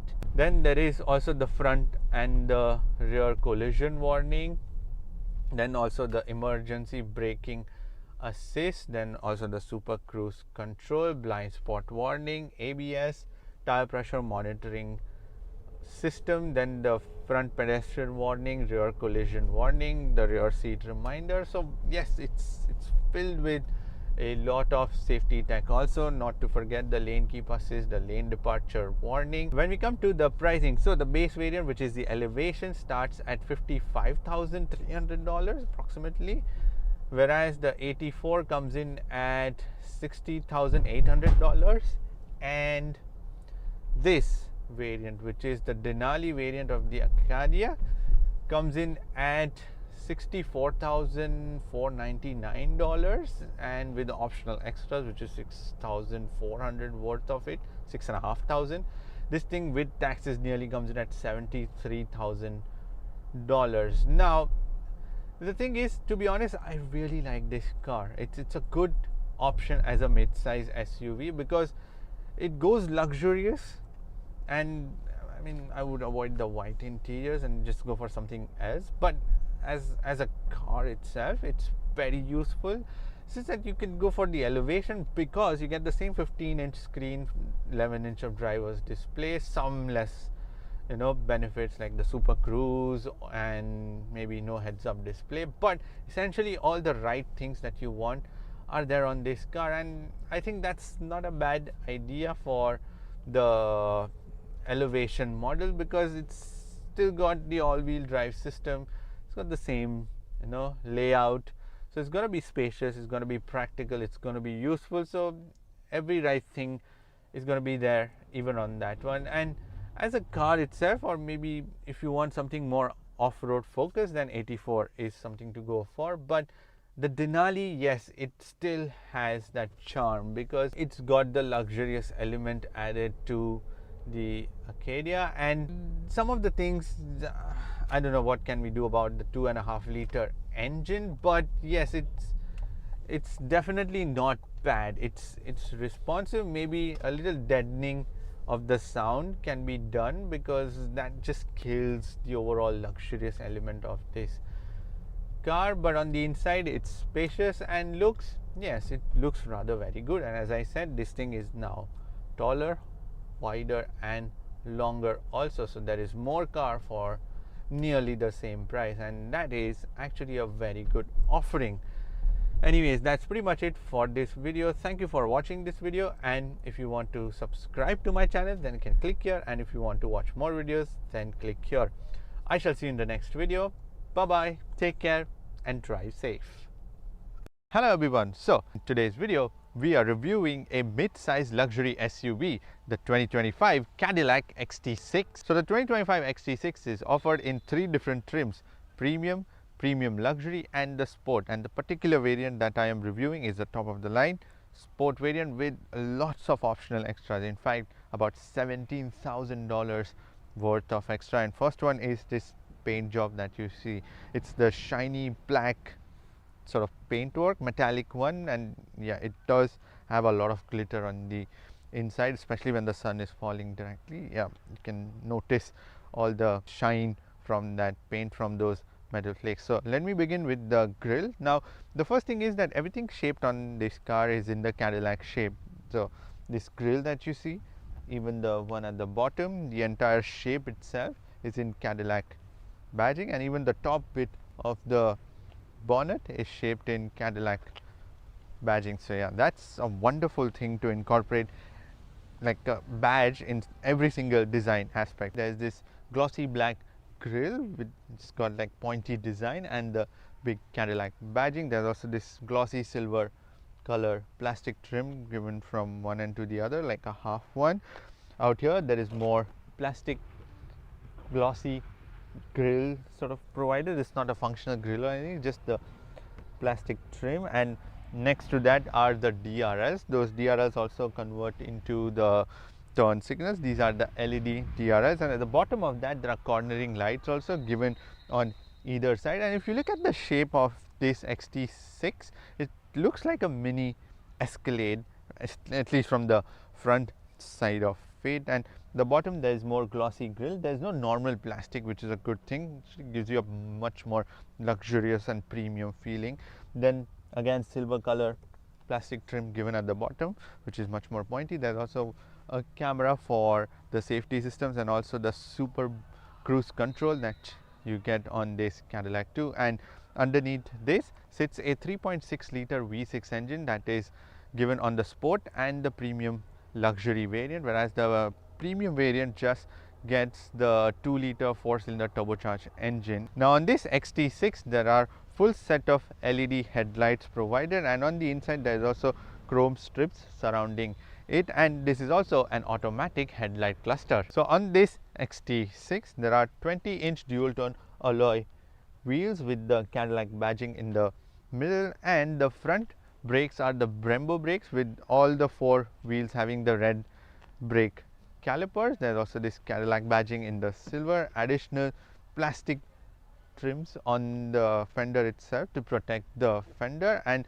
not much skirting or anything, but the doors extend till the bottom so as to provide you entire protection to the actual frame so it doesn't get dirty. And also this chrome strip that goes from the front till the back with the XT6 badging. Even in the back there is 20-inch alloy wheels. And when we come to these side mirrors, these are power foldable side mirrors. They are power adjustable. They come the body colored side mirror with the turning light given on the edge. Then there is also blind spot warning on the inside. There is also this black color roof rail, again body colored, not even black, but it's everything here is just body colored. There is nothing like normal black glossy plastic provided, just this surround around these windows, which is just in normal glossy plastic. When we come to these doors, all 4 doors are the keyless entry doors, and there are Cadillac badging plates on the door sills in the front and also in the back, and there is this extension of the tail lights in the rear. Now in the rear there are full set of LED tail lights provided, turn signals, reverse lights, the main brake lights, all in LED. It's like an L shaped on the side. There is also this body colored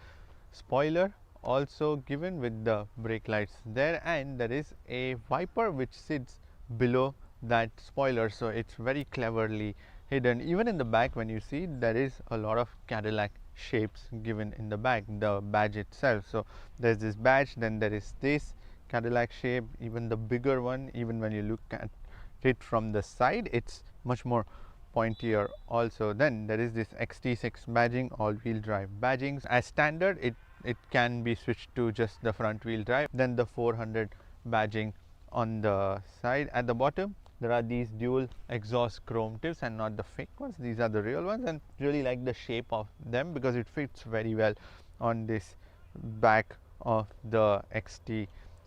And there is also this clean looking bumper design too. Now in terms of the visibility, because there are 3 rows of seats, when there are passengers it might become a bit too crowded and the visibility might go for a toss. But there is a camera mounted out here, so there is a rear view monitor. So flick the rear view and you can get the feed from this camera and can adjust everything from brightness to tilt to the zooming. All of it can be adjusted, so then the life is sorted on the inside while driving this thing, even if there are like multiple passengers sitting in the second and the third row of seat. Now in terms of the trunk space, in order to open the trunk door you can slide the leg. That's like a convenience feature, so if you have a lot of bags, or there is also a button, press that, and because this is a luxurious car, everything is very silent on this thing. So when the, let me put this up so you can actually get a feel of how it looks. So first of all, the material quality on the inside is very premium. In the back it actually feels quite a lot premium in the rear also, and there are these metal scuff plates provided so that you don't damage your expensive paint work. This is worth $900 by the way, this paint work. And there are also tying points given on the side, on either side. There are also trunk lights given in the door too. And when the third row of seats are folded up, you can put 12.6 cubic feet of luggage, which is about 2 small bags that you can squeeze in the bag. There is also this carpet lining on the trunk floor, and it opens up also, and look at this, it just stays there. There's also a small bit of storage in there, and this can be removed on the inside like a plate that gives you access to a temporary spare wheel. So even that has been squeezed in this XT6. Then there is also a card slot given here. There are 360-degree cameras given on this XT6, and in order to record the footage, so it can also act as a dash cam. So you can plug in the card there and it will record all of it. And another convenience feature is that both rows of seats are foldable. Yes, and the third row of seats are also foldable up again. So let me just show you, and the best feature is that they are mighty quick, super quick. Let me do this again and show you. Look at it.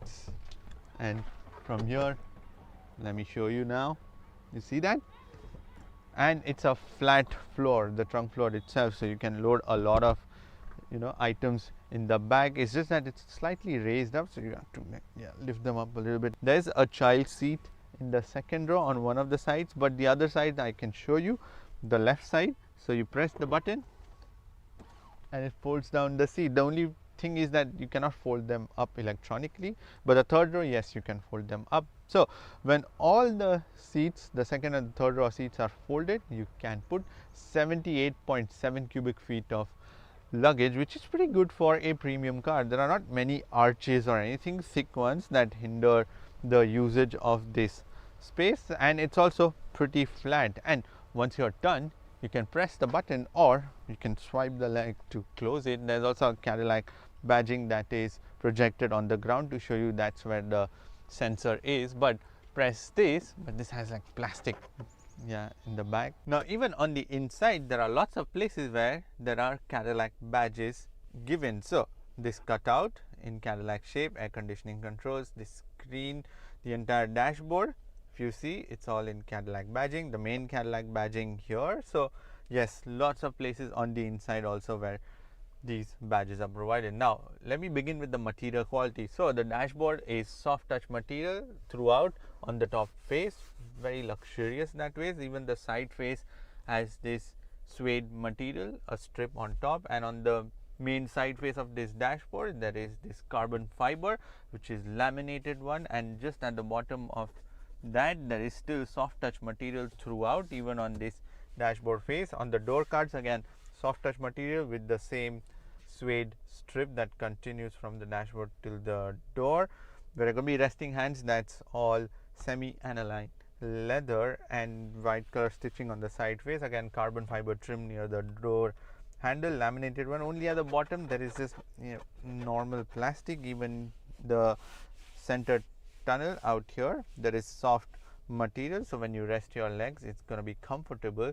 There are glossy plastics around the air conditioning controls and this main screen. Also when you're going to be resting hands, that's again leather covered. And even around the cup holders there's just like normal plastic, but it's got a door so you can cover that, so you don't have to look at it all the time, because the top bit of that is again leather covered. The steering wheel is leather covered, very soft and squidgy, and the center bit has the Cadillac badging. And also there's one of the cameras, I'm going to come to that, it's on the inside.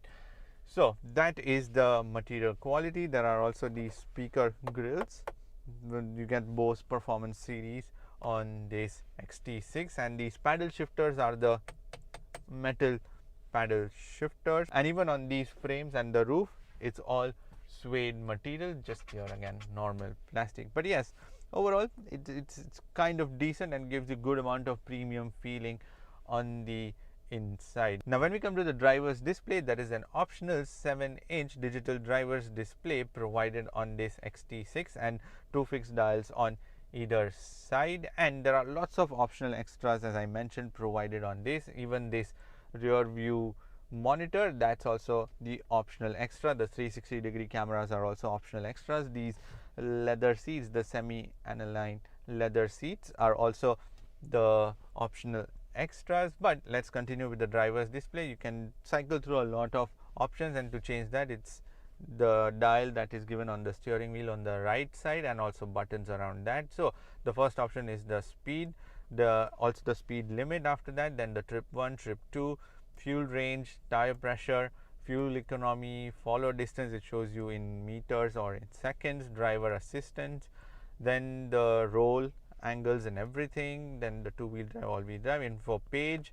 Then we go to the next option, media option, navigation, phone, then the night vision system. So it also comes with the night vision, and it works very well, because even when it's evening time, it shows you on the screen, and also it detects cars and passengers and it marks them on that display itself. Then there is the detailed settings, in which there is units, info page options, display, speed warning, heads up display, this comes with that, software information, and that's about it. So that is how you use the driver's display on this XT6. Now when you come to the steering wheel, this is a round steering wheel, and it's also got the carbon fiber on the side of the face of this steering. There's Cadillac badging in the middle, it's all leather covered. There are also metal paddle shifters, and it's also electronically adjustable, tilt and telescopic, so gives you much more luxurious feeling. And there are buttons provided on either side. So on the right side there are buttons given for the media controls, whereas the left side there are buttons given for the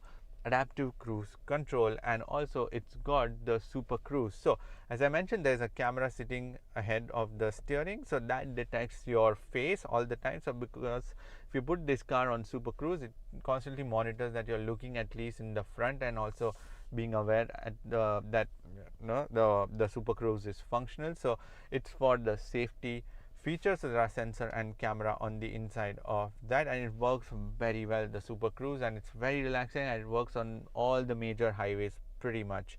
There's also an LED strip on the top face of this steering wheel to tell you when the super cruise is engaged, or when it is active and when it is ready. So green, red and blue colors are what it is given for. When it is active, I think it's in green, and then when it's switched on, then it shows you in blue, and then red is when it is about to switch off. So those lights are an indicator while you're on the move. So that is the steering wheel. Now when you come to the air conditioning control, you get tri-zone air conditioning system on this XT6, and pretty much straightforward operations, but it's also operated from the screen itself, the infotainment screen. So there is a dual option, you can independently use the controls from here also. So on and off button, and on top face there is the fan speed button, and on either side there are buttons given for the temperature adjustment, then the recirculation of air, auto, and the flow of air.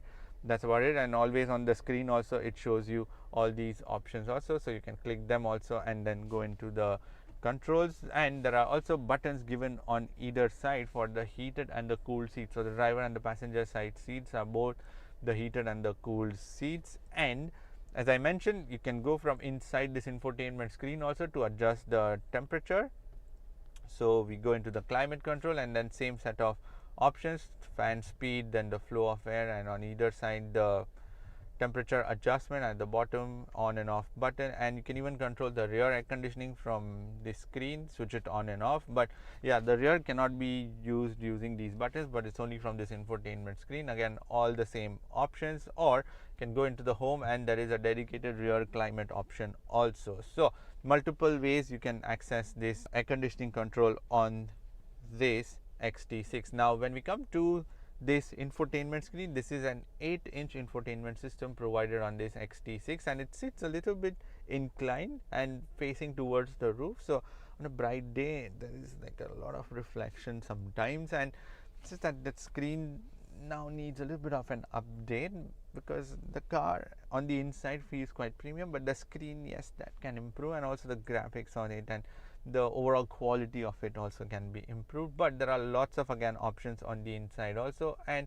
it's decently quick, although not the rapid of the functions, but it's still decent. And then on the main page, on the left side there is the media option, on the left side there is the navigation, then we scroll and there is the audio options, where you will find all the connectivity options. So in terms of the connectivity, you can connect to this infotainment system using the Bluetooth, USB and wireless Android Auto and Apple CarPlay. There's also a Sirius XM 3-month complimentary package provided on this, which is the digital radio. Then we come back to home. So there is also the touch buttons at the bottom for home and the mute.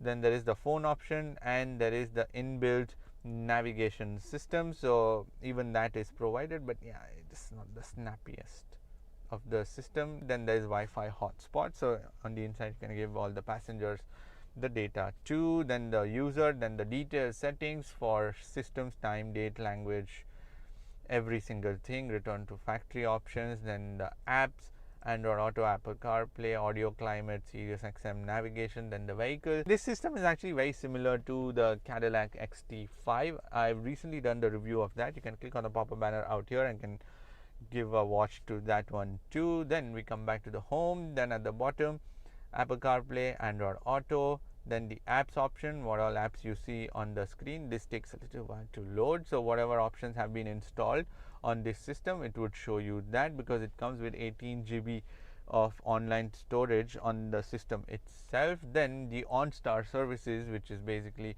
a lot of things that you can do. So it comes with the premium plan on this thing, so you can call an advisor, you can have a turn-by-turn directions put on this screen, Wi-Fi hotspot, all of that for the help. Then the climate, rear climate, video recorder. As I said, you plug in the memory card in the back and can record. Then the camera option, 360-degree cameras, you can look into this, and multiple options to select also in terms of the view. Then we come back to the home, then the Sirius XM, and that's about it. That is how you operate this infotainment screen. And there are shortcut buttons given at the bottom for home, media, phone, navigation, and also the climate controls. So that's it. And on either side of the screen there are also more touch buttons provided for the parking sensors. Then the park assist, so it comes with auto parking. You press that and the car will automatically start searching the parking spots. Then there is the engine start stop button and the hazard warning button, which is a bit of a stretch on the other side, and it's like a touch button, not like it does not have any haptic feedback to it. It's the only thing. Then the lane keep assist button, you can switch that on and off from here itself. Now when we come to the charging, so there are two USB ports given here underneath the center armrest, which is one type C and one normal. There is also a wireless charger, like a slot that has been given, but that is a bit of a find sometimes, because sometimes you may sort of miss it out. Like if you are completely new, then yeah, it's put out here, but you can even leave your phones normally. But there's also a cutout provided, so you can remove this wire from the inside when the phone is charging. And for the second row of passengers, there are two more USB ports, which is one Type C and one normal. And for the third row of passengers, there are two Type C USB ports given on either side. Now on this XT6, there are extendable sun visors. There is also an SOS button and also an OnStar button provided. There is also a panoramic sunroof, works pretty well, and it's quick too, just like the seats, and it opens quite big. And yeah, again, it's become quite warm today. It was like about 7 to 10 degrees, but today is 24 degrees. So the temperature is also fluctuating. We are in autumn. Now, as I mentioned, this XT6 comes with Bose music system, and it's got the Bose Performance series, and it sounds pretty incredible because of the quality of the interior. The sound is also quite elevated because of that. And in terms of the storage in the door cards, you can put about 1.5 liter worth of bottle and some more storage on the sides. There is this cutout where you can put your wallets or the keys. Then there is this covered cup holders, which are the normal cup holders. Then there is this glove box lined with this velvety material. Then there is this center armrest, which has this tray, and underneath that there's some more storage to put your phones and wallets. Even on the passenger side, you can put same 1.5 liter worth of water. I wish there was a little more storage on the inside, whereas in the rear door cards you can easily put again 1.5 liter worth of bottle on either side, but there are no handrests. But there is a slidable storage box that comes from behind this center armrest. So you open that and there are two normal cup holders along with some storage given there. There's also another storage provided underneath the center console to put your phones and wallets, along with a 12-volt power socket. Now there are more dials and buttons provided here around this center console, along with this gear shifter, but this is like a joystick to control the infotainment screen. It's like a scroller dial and also a joystick to go through the different menu options, and also a volume dial and some more shortcut buttons while you're on the move, so you don't have to touch the screen but instead press these buttons and just get going. And there is also a traction control button and a mode button. So this XT6 comes with 4 different modes. So the first one is the Tour, where it's in 2-wheel drive, which is the front wheel drive, then the all-wheel drive and the sport mode and the off-road mode. So that's about it, and it's just you have to press this button to go into the different driving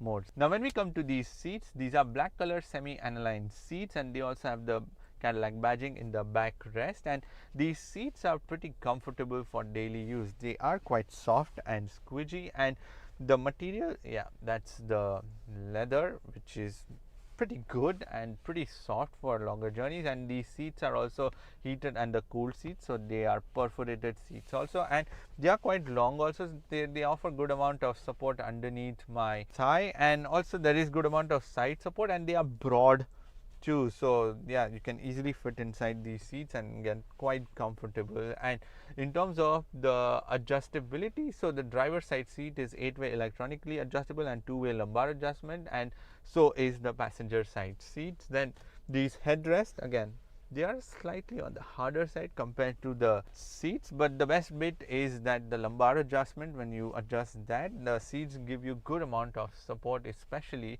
during the longer journeys. Now on this XT6, there is a heads-up display provided, but it's got sort of a hazy display because there is double lettering and double numbers that I see.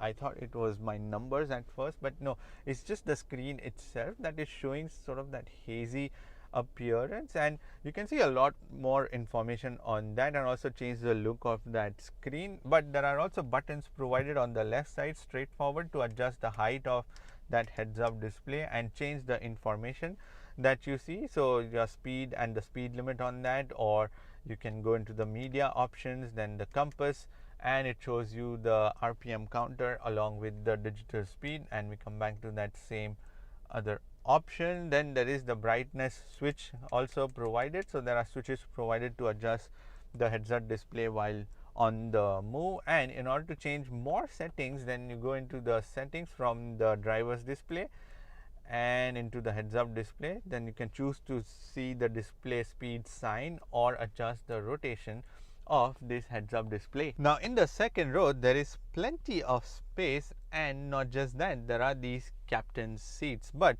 let me come first with the knee room. There is almost 1 full palm worth of knee room, and the headroom, again, that's also pretty decent. Someone about 6 feet will be able to fit into these seats quite well. And again, the seats are very good arranged, because if you see the amount of support they offer, even though they are sitting quite low down, but still you do not feel like your legs are sort of hanging in the air, but it offers you good amount of support underneath the thigh. And these are the same black color semi-aniline leather seats with the white color stitching, and they are perforated seats, but they are not the cooled seats, but they are the heated seats. So either side seats are the heated seats in the second row, and these are captain seats. So you can drop down this handrest, and both the handrest on either side are at the same level, which is a good thing, and so you're not going to be like tilted a little bit, so you can easily rest into these seats. And also the backrest is reclinable, so longer journeys you can just lie down a little bit and relax, and otherwise you can just put them up when there are passengers in the third row. And these seats are also slidable, so you can offer space for the third row of passengers too. So lots of adjustments that way. So you cannot slide your legs under the seat, that's the only thing, because there's not much room for that.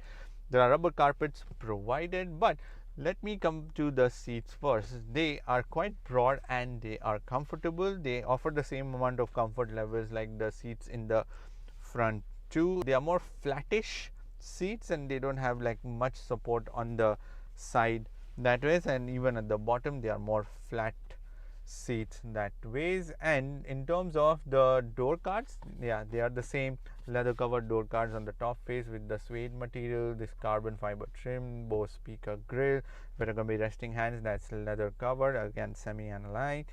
Then at the bottom there is black color normal plastic. This is the only thing that I see, that's what my concern is. Otherwise, even in the center tunnel at the bottom there's this normal plastic. Then there are pocket storages, and then always I come across some of the things on the inside of these pocket storages. So they are given on either side, the driver and the passenger side seats. And there are also controls for the second and the third row of passengers given in the center console, so you can change the temperature, change the fan speed, the flow of air, and on either side buttons given for the heated seats. And there are vents provided on the roof, so for the second row on either side, and also for the third row on the either side. And there is also this tunnel, so through that you can go into the third row of seats or come out. Even the second row of seats are also foldable, so they can slide away, so you can easily get inside the third row from the door side also. But overall, really like the arrangement here. There is no step or anything, it's actually just flat floor here. And as I said, there is this sliding storage where there are 2 cup holders and some more storage in the back, so that folds away too, so that makes up for the lack of handrest here. But you have the captain seats, you can just sit here and relax. But let's go into the third row of seats and check out how the setup out there is. Now in the third row, I have adjusted the second row of seats so that 2 fully grown adults can fit in that seat and also on this side of the seat. And after that, there's about 2 fingers worth of knee room, and also the headroom, that's just about tight, so someone about 6 feet will start brushing their heads against the ceiling, although there is a bit of a cutout provided so as to increase that headroom, but you sit quite low down into these seats. But one thing that I've noticed is that the arrangement is much better than a lot of mid-size SUVs in general, not just luxury but the mid-size SUV itself, because you are sat quite comfortable in the seats. Just one more thing is that the seats here are a little bit on the harder side. They are the same black color semi-aniline leather seats with the white color stitching. They are perforated just to maintain the design, but not the heated seats or anything. They have 2 headrests, so 2 fully grown adults can fit here. But yes, 2 fully grown people can sit into these seats, just that the second row seat have to be slided forward slightly. That's the only thing. I'm going to slide the seats back again to show you like how much tighter it can get, but then still the kids can fit in the back because there are anchor points, so you can put a child's seat, but not the isofix ones, but just the normal seat with the anchoring points in the back. There are windows also given, so it makes things a little more airy on the third row. There are also air conditioning vents too, so you can stay warm or cold during the winters and the summers respectively. Then there are two USB type C ports, as I mentioned, given on either side. Then there is also one normal cup holder that is given on either side too, so that can also act as a hand rest. But yes, I really like the arrangement of the seats here, and you can even sort of fold the seats, the third row seats, from the second row. So the buttons are provided on either side on the door, so you can fold them down. But I've even tried adjusting the seats so as to like maybe, yeah, let me see.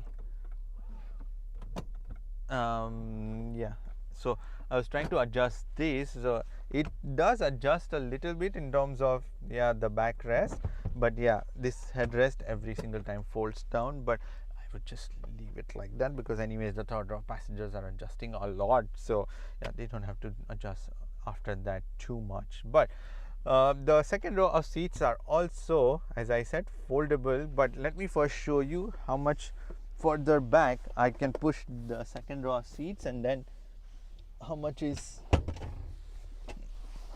the room after that. So now once I push the second row of seats fully, so kids can fit after that, but adults, yeah, they are quite tightly squeezed here. And the second row of seats can be folded away. Just pull this lever and slide the seats, and then open the door and can easily come in and out. Because these seats slide away and these doors open quite big, so it's quite easier to get in and out of the third row of seats on this XT6. So this 2025 XT6 Sport is powered by a 3.6 liter V6 engine that produces 310 horsepower and 271 pound-feet of torque, and this engine is mated to a 9-speed automatic transmission that sends power to all the four wheels via an all-wheel drive system. Now, the luxury variant comes with a 2-liter 4-cylinder turbocharged engine, whereas the premium luxury version comes with the 3.6 liter V6 engine, whereas both the trim levels are offered with an optional front wheel drive and an all-wheel drive, but the Sport itself package is just offered in the all-wheel drive option. And in terms of the engine response, it's pretty good for day-to-day use, but it just does not feel very athletic. It's a little laid back in terms of its response, and you do feel it's a very big bulky engine, so that's for sure in terms of the response. And yeah, the power delivery is slightly lagged also when you press the throttle, so yeah, it takes a little while to respond. But yes, the power and torque that ways are smooth in terms of the curve, but yes, in terms of the overall delivery when you need it, yeah, that time it feels like, yeah, it's a bit laid back. And also the gear shifts, the upshifts are fine, but the downshifts are a little bit clunky is what I've found. And again, there is also paddle shifter, so in case you want to change it yourself, then even you can do that too, but there's a bit of a half a second to a second sometimes delay in terms of changing the gears. But otherwise, overall the power unit is plenty for day-to-day use. In terms of the efficiency, so on longer drives I've been able to get around 11 to 11.2 liters per 100 kilometers, whereas during the heavy traffic phases I've managed to get around 13 and a half liters per 100 kilometers, which is more realistic, yeah, fuel efficiency you should expect from this engine and the transmission setup. Now, when it comes to the suspension, so there are real-time dampers provided on this, but it's just that they are on the softer side, but the dampers, they just take a couple of cycles to just damp down. But it's very similar to the XT5 also, where it has a very similar setup, so it just takes a couple of damping cycles, so that's why the car may feel slightly jumpy. But overall they offer very good, when the roads are very flat and there are only just minor sort of potholes or something, then it still does very well. It gives you very comfortable driving experience, and with these seats it offers very good drive setup. Now when it comes to the steering, so the steering is electronic, but it's got a little bit of dead zones initially, but after that it's just a very big SUV-ish kind of steering setup. The feedback is good enough, but yeah, wish it would get a little better, especially because it's a sport setup and it's supposed to be handling very well, and the steering calibration is done for that. But yes, maybe a little more improvement in terms of the steering, then yeah, it will be good, because the roll is kept checked, by the way, and that's how the steering feels a little more lively also with that. But yes, it's still got that very heavy SUV sort of dynamics in terms of its response. And when you come to the noise and the vibrations, so the engine can sometimes feel stressed out, that's the only thing, but otherwise it's very quiet on the inside this cabin. The front glass is acoustic, and which is why things are very quiet inside. There's nothing rattling or loose as such. And one more thing is that there's one more window provided, like a cutout in front of this side mirror, and that gives you extra bit of visibility, so the blind spots are like very minimal on this car, even though this is like a big SUV. But still, yes, that cutout helps even slightly little bit in terms of improving the blind spots. Now when it comes to the brakes, so there are Brembo brakes in the front and normal brakes in the back, and in terms of the response, I found the pedal to be slightly on the spongy side. Yeah, there is a bit of travel to the pedal also, and sometimes yeah, I've had to press the pedal a little more with a harder force to be able to brake, and you do feel the weight of this car. And in terms of the towing capacity, so it can tow 4,000 pounds of whatever you want to tow, and there are towing hooks, but those are covered in the bumper, so you have to remove that cover and then you can get access to the towing hooks. When we come to the safety system, so there are 8 airbags, 2 for the front driver and the passenger, 2 side airbags again for the driver and the passenger. Then there are curtain airbags, all the 4 pillars. Then there is also the knee airbag for the driver. Then there is the 360-degree camera system, which is an optional extra. Right now, if you can see, like yeah, it's sort of it's like a boat, it's like a cruise super yacht, so it keeps sort of bouncing around a little bit. But yeah, so the 360 is actually brilliant in terms of the feed. The output is very good. You can select so many different angles from it, and it functions very well as a 360-degree cameras. Then there is child isofix points in the second row of seat, and there are also anchor points in the third row of seat. And there is also lane departure warning, lane keep assist, there is super cruise control. Then there is also belt tensioner electronic, so it holds you in place, and the seats also vibrate, so in case there is some warning, so when you're reversing or if there is any obstruction on either side of the car, then it would vibrate that side of the seat, in which case you are warned that there's something like a warning, so that's also provided. Then there is ABS, tire pressure monitoring system, emergency brake assist. Then the front and the rear collision warning, pedestrian warning, rear traffic alert, so many different things. And also it's got the automatic parking assist, so it will find the spot, you have to just inform the car, perpendicular, parallel park, all of that. So yes, it's quite advanced in that sense, and all this advancement also comes at a price. So this sport variant without any optional extras comes in at $67,499, whereas the one with optional extras, which is this one, so there are about $17,200 worth of extra. We're going to try to put everything in the comment section and also in the description. Check out that what's extra on this car. So with all of that added, it comes in at $87,000.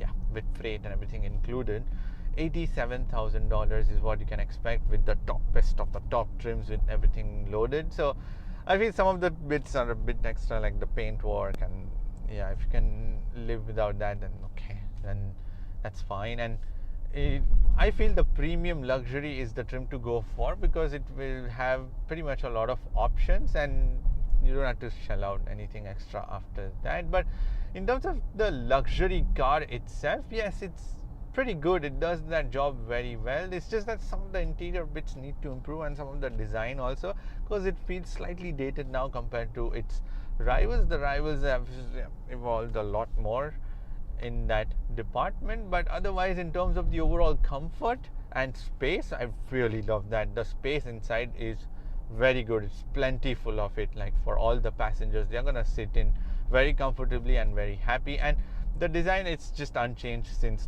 nearly 2020. So yeah, it's pretty good. If you like the Escalade design, then you would probably like this also. And in terms of the overall appearance of the car, yes, it's got the look, and end of the day, it's a Cadillac. It's got that presence, wherever you take this car. So people do like to see this on the road. So yeah, overall, it's pretty good if you're looking for a car which is offering you good amount of space and comfort. Yes, that. But yes, it does need to improve in terms of its dynamics slightly. Now, that's pretty much it for this video. Thank you for watching this video. Give this video a thumbs up, and if you want to subscribe to my channel, then you can click here, and if you want to watch more videos, then click here. I shall see you in the next video. Bye bye, take care, and drive safe. Hello everyone, and welcome to a luxury mid-size SUV that is a hit for families seeking an elevated level of luxury.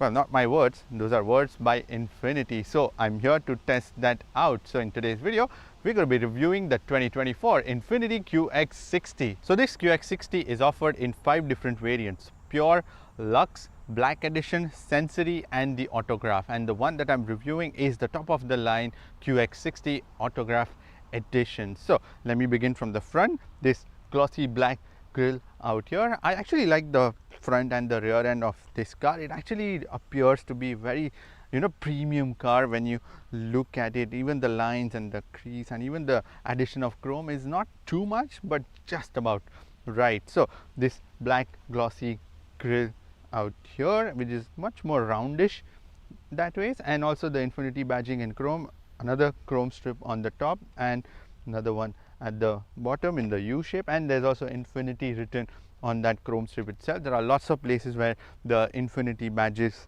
have been provided on this car. I'm going to come across and I'm going to show you that. There are these plastic trims, glossy ones, on the edge of the bumpers, but these are not the real vents or anything, just for the decorative purposes. At the bottom, normal plastic bumper continues from one end to the other, and gray color plastic trims provided at the bottoms, and just that this is much more easier to replace the bottom bit of that bumper. When it comes to these headlights, so these are full set of dynamic LED headlights, so they steer around also when you're steering. So instead of having cornering lights, the lights themselves inside the cluster, they move around. So that's also quite visible when you're driving the car under, especially the parking lot or anywhere. Observe that these lights actually move, and that is so cool. There are also DRLs on top, and those same DRLs also convert into the turn signals. There's also a camera provided for the various safety systems like the adaptive cruise control and the pedestrian warnings and the vehicle collision warnings, and all of that is done using that camera. And underneath this bonnet sits a V6 3.5 liter engine clubbed to a 9-speed automatic transmission. Now on the sides, there are these 20-inch dual tone alloy wheels, and the design of these wheels actually fit the car pretty well. Like sometimes they are just not matching, but on this it looks perfect on this thing. Let me know in the comment section below, what do you think of the design, especially on this sort of luxury SUV. There are these plastic skirtings given on the fender so that you don't damage your actual fender.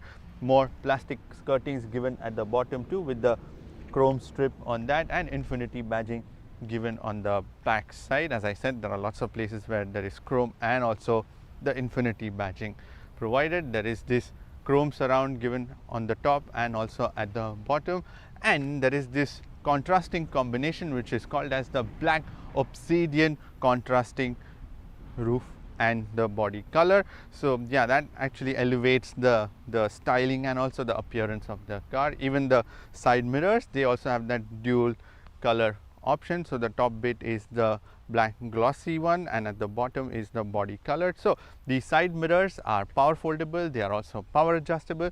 They also have the blind spot warning inside them. There is also a turn signal provided along with a camera from the 360-degree camera system given on the inside. When you come to these doors, so even the door handles have a chrome strip on them, and all 4 doors are the keyless entry doors. There are also black color roof rails, and this thing comes with a panoramic sunroof. Even in the back there are these plastic skirtings that help protect your door and also the fender. And on the door sills there are Infiniti badging, which are the illuminated ones, not just for the front passengers but also for the rear passengers also, and a sort of a sloping roof line given in the back. But what bit I like the most is this, it's like endless black color combination that continues and goes till the rear. Now rear is one of the best looking angles of this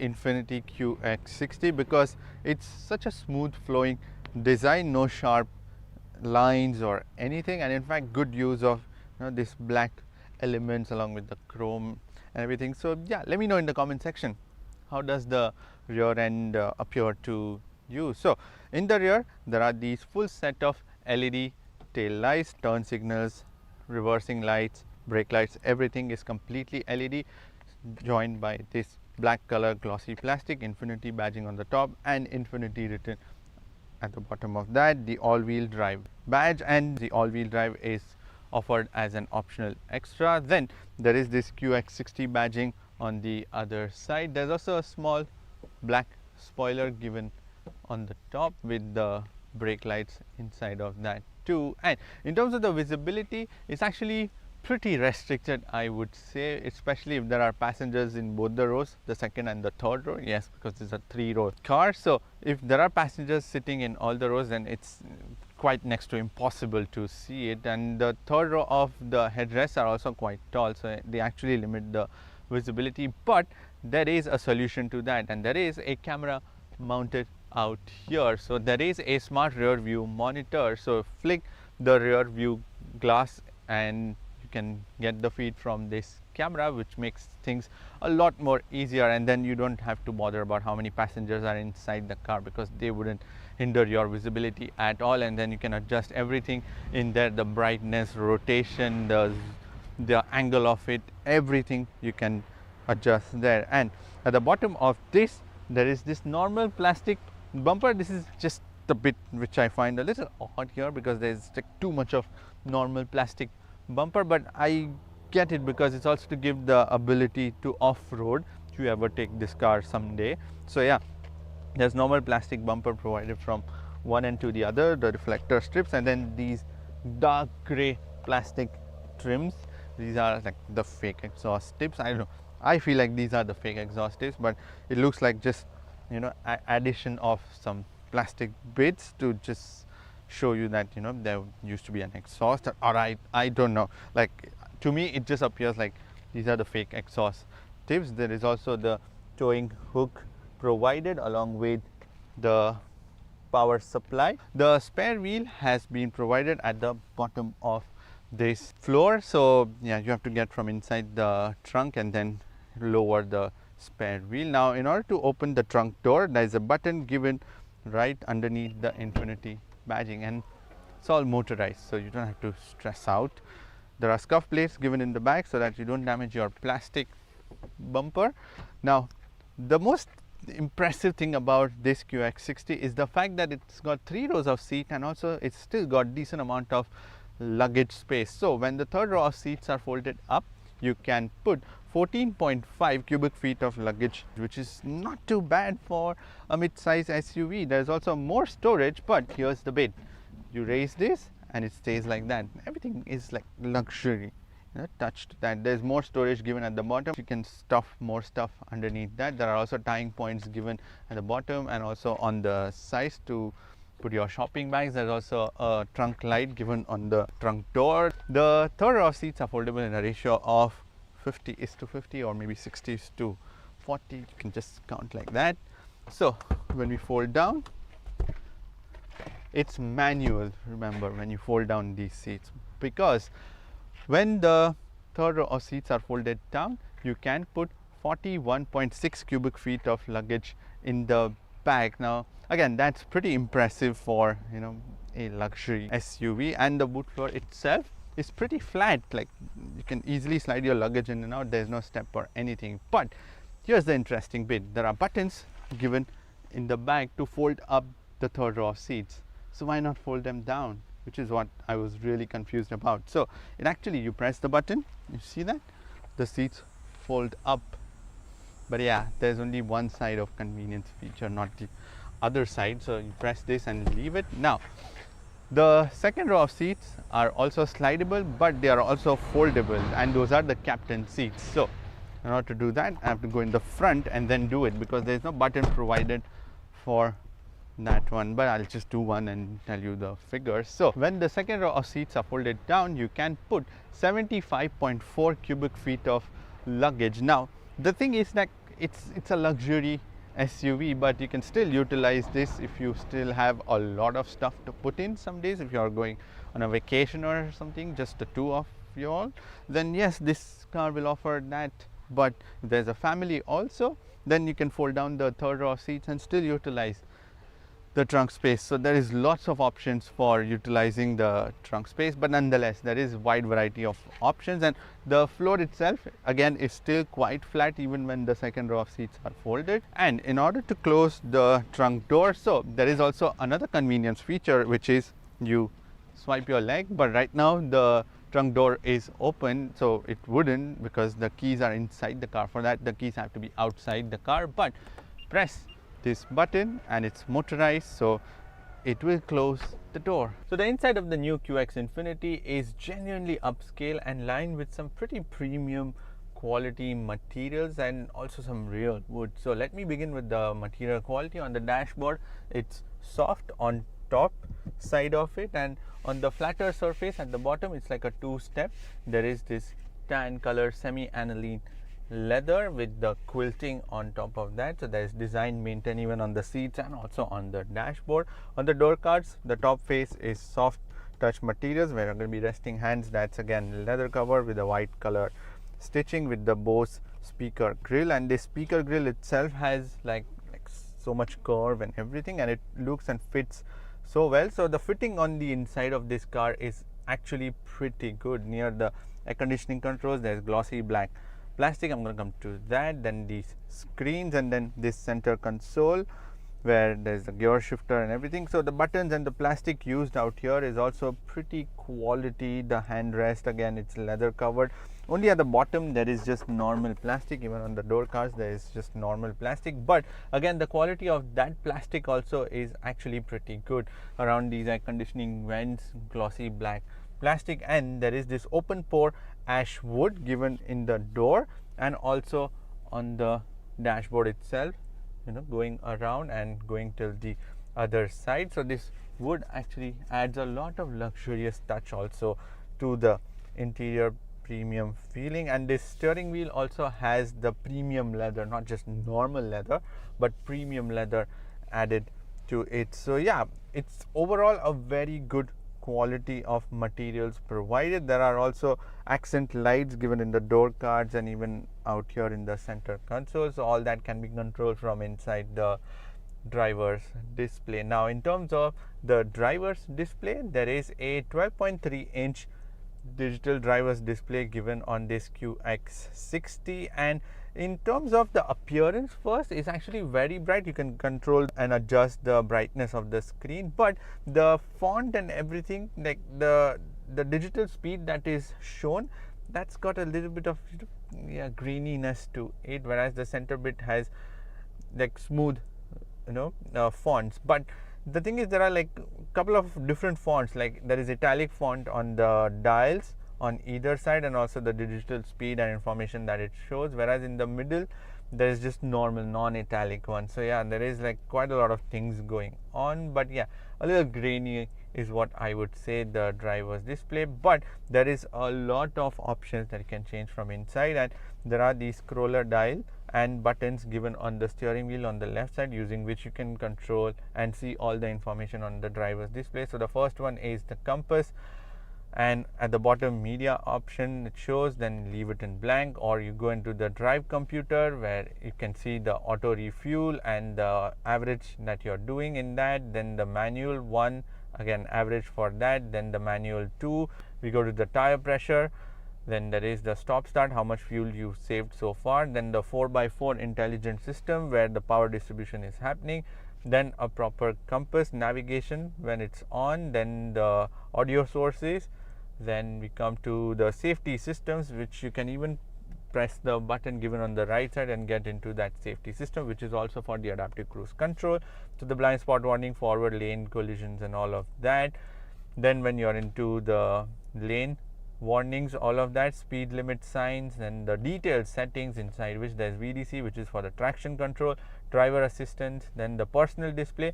So on the left side gauge, the information that you want to see, you can change that. Again, that also can be changed while on the move. For there is a button given on the steering wheel on the right side, you press that and you go down, and the same sort of menus will pop up from there too. Then there is the heads up display, I'm going to come to that, eco mode setting, tire pressure monitoring clock, then the vehicle settings where there is lighting, locking, wipers, and personal drive mode. So there are like different drive modes, I'm going to come to that too. So you can change here that, the personal driving mode. Then we go back, maintenance, customize display, change that also, unit factory reset, and then we are back to the main menu. So that is your driver's display on this QX60. When you come to this steering wheel, so this is, as I mentioned, a premium leather covered steering wheel with buttons given on either side. There are also paddle shifters, plastic ones. Maybe a metal one would have made a little more appearance wise and also the feel wise a little better, but yes, there are plastic paddle shifters. Now there is a 9-speed automatic transmission instead of the CVT transmission in the previous generation, and this steering wheel is electronically adjustable, tilt and telescopic. Again, another luxury feature, Infiniti badging in the middle, and this is a flat bottom steering wheel to add a little bit of sportiness also to the steering wheel design. And on the right side there are buttons given for the adaptive cruise control and also the various safety system buttons, and also the phone controls, so voice controls and everything. Whereas on the left side there are buttons given for the driver's display to change that, and also the buttons to change the media options, and there is also an option to change the view of this driver's display. So you press the button and then there is a change meter view, which I'm not too big fan of these sort of dials, but again you can cycle through the same sort of menu options on the screen, but the menu options are now much more bigger, but there are more options like audio source, driver assistance, and the personal display that I was mentioning. And then you come back, so I'll just come back to the same standard view. When you come to the air conditioning controls, so the air conditioning controls are all mounted on this black glossy plastic along with dials to change the temperature. So you get tri-zone air conditioning system on this QX60 Autograph edition. So the first thing is that these buttons are all touch buttons, so you have to be precise, or you at least have to look down and then operate the buttons, and then they have the haptic feedback also to it, so you know that you press that button. But another thing is that it's a glossy plastic, and then if you wipe, and then there are scratches, and also it's a fingerprint magnet, so you have to constantly keep wiping them off. But at least it's better than the touch screen, but it's still nearly like a semi touch screen because you still have to look down and operate. So it's straightforward on and off button given on the left side, and then the buttons at the bottom to change the fan speed, and dials on either side to change the temperature. Those dials feel absolutely premium. And then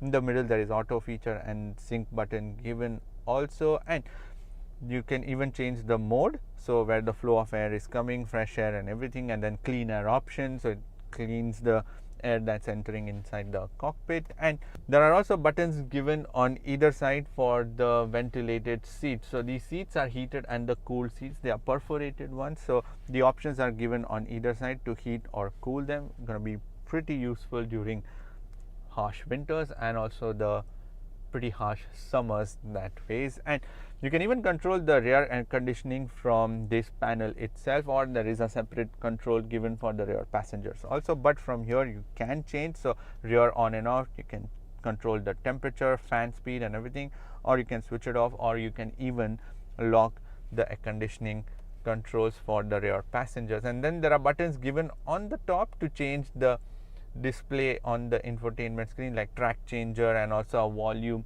knob given on the left side, and also the easy switching of night mode and day mode. So those buttons are all given on the top side. So when you come to the infotainment screen, this is a 12.3 inch infotainment screen given on this QX60. Let me first begin with the appearance of it, because the menu option that you see on the left side, and then there is the clock option. So the thing is that it just occupies this much, which is about 9 inches of it, and the rest of it is just to show you some basic amount of information. So there is a split screen option, but you can go into the settings and then see customize menu option, customize split option. The information that you can select is all about weather conditions or the digital clock, analog clock, or the audio option. So that's about it. That's the only thing that you can see on that screen. And even when you're in the Android Auto or Apple CarPlay, it does not fully occupy the screen. So yeah, that's a bit of a disappointment that it does not utilize the entire screen. Like, it would have been, better off, if you can utilize the entire screen and give the full view while operating this screen. So let me begin with the options on the screen itself. It's pretty snappy, not too bad. So the first option is the clock option, and then the next option is the customize home menu. You can even customize that home option. And then there are massage seats, so the driver and the passenger side seats support the massage seats. Again, another luxury touch. Then there is the straightforward go home feature, so it comes with TomTom navigation system. Then the audio sources. So in terms of the connectivity, you can connect this infotainment system using Bluetooth, USB. There is also Sirius XM given, and there is wired Android Auto and wireless Apple CarPlay. For some reason, it's not wireless Android Auto. Then we go to the next menu option, which is XXM traffic, SXM sports. At the bottom, there is phone option, which can also convert into the audio source. Then the info, where shows you a lot of other information as you see on your screen from TomTom weather and everything. Then there is the audio options, which shows you all the audio sources on the screen. Then there is the map option. As I said, there is TomTom navigation system, which is not too bad, but it's slightly slow, and laggy. But the screen on the infotainment screen is much better than the driver's display, is what I would definitely say. Then we come back into the main menu option. Then there is the connection options, again, which is Android Auto, Apple CarPlay.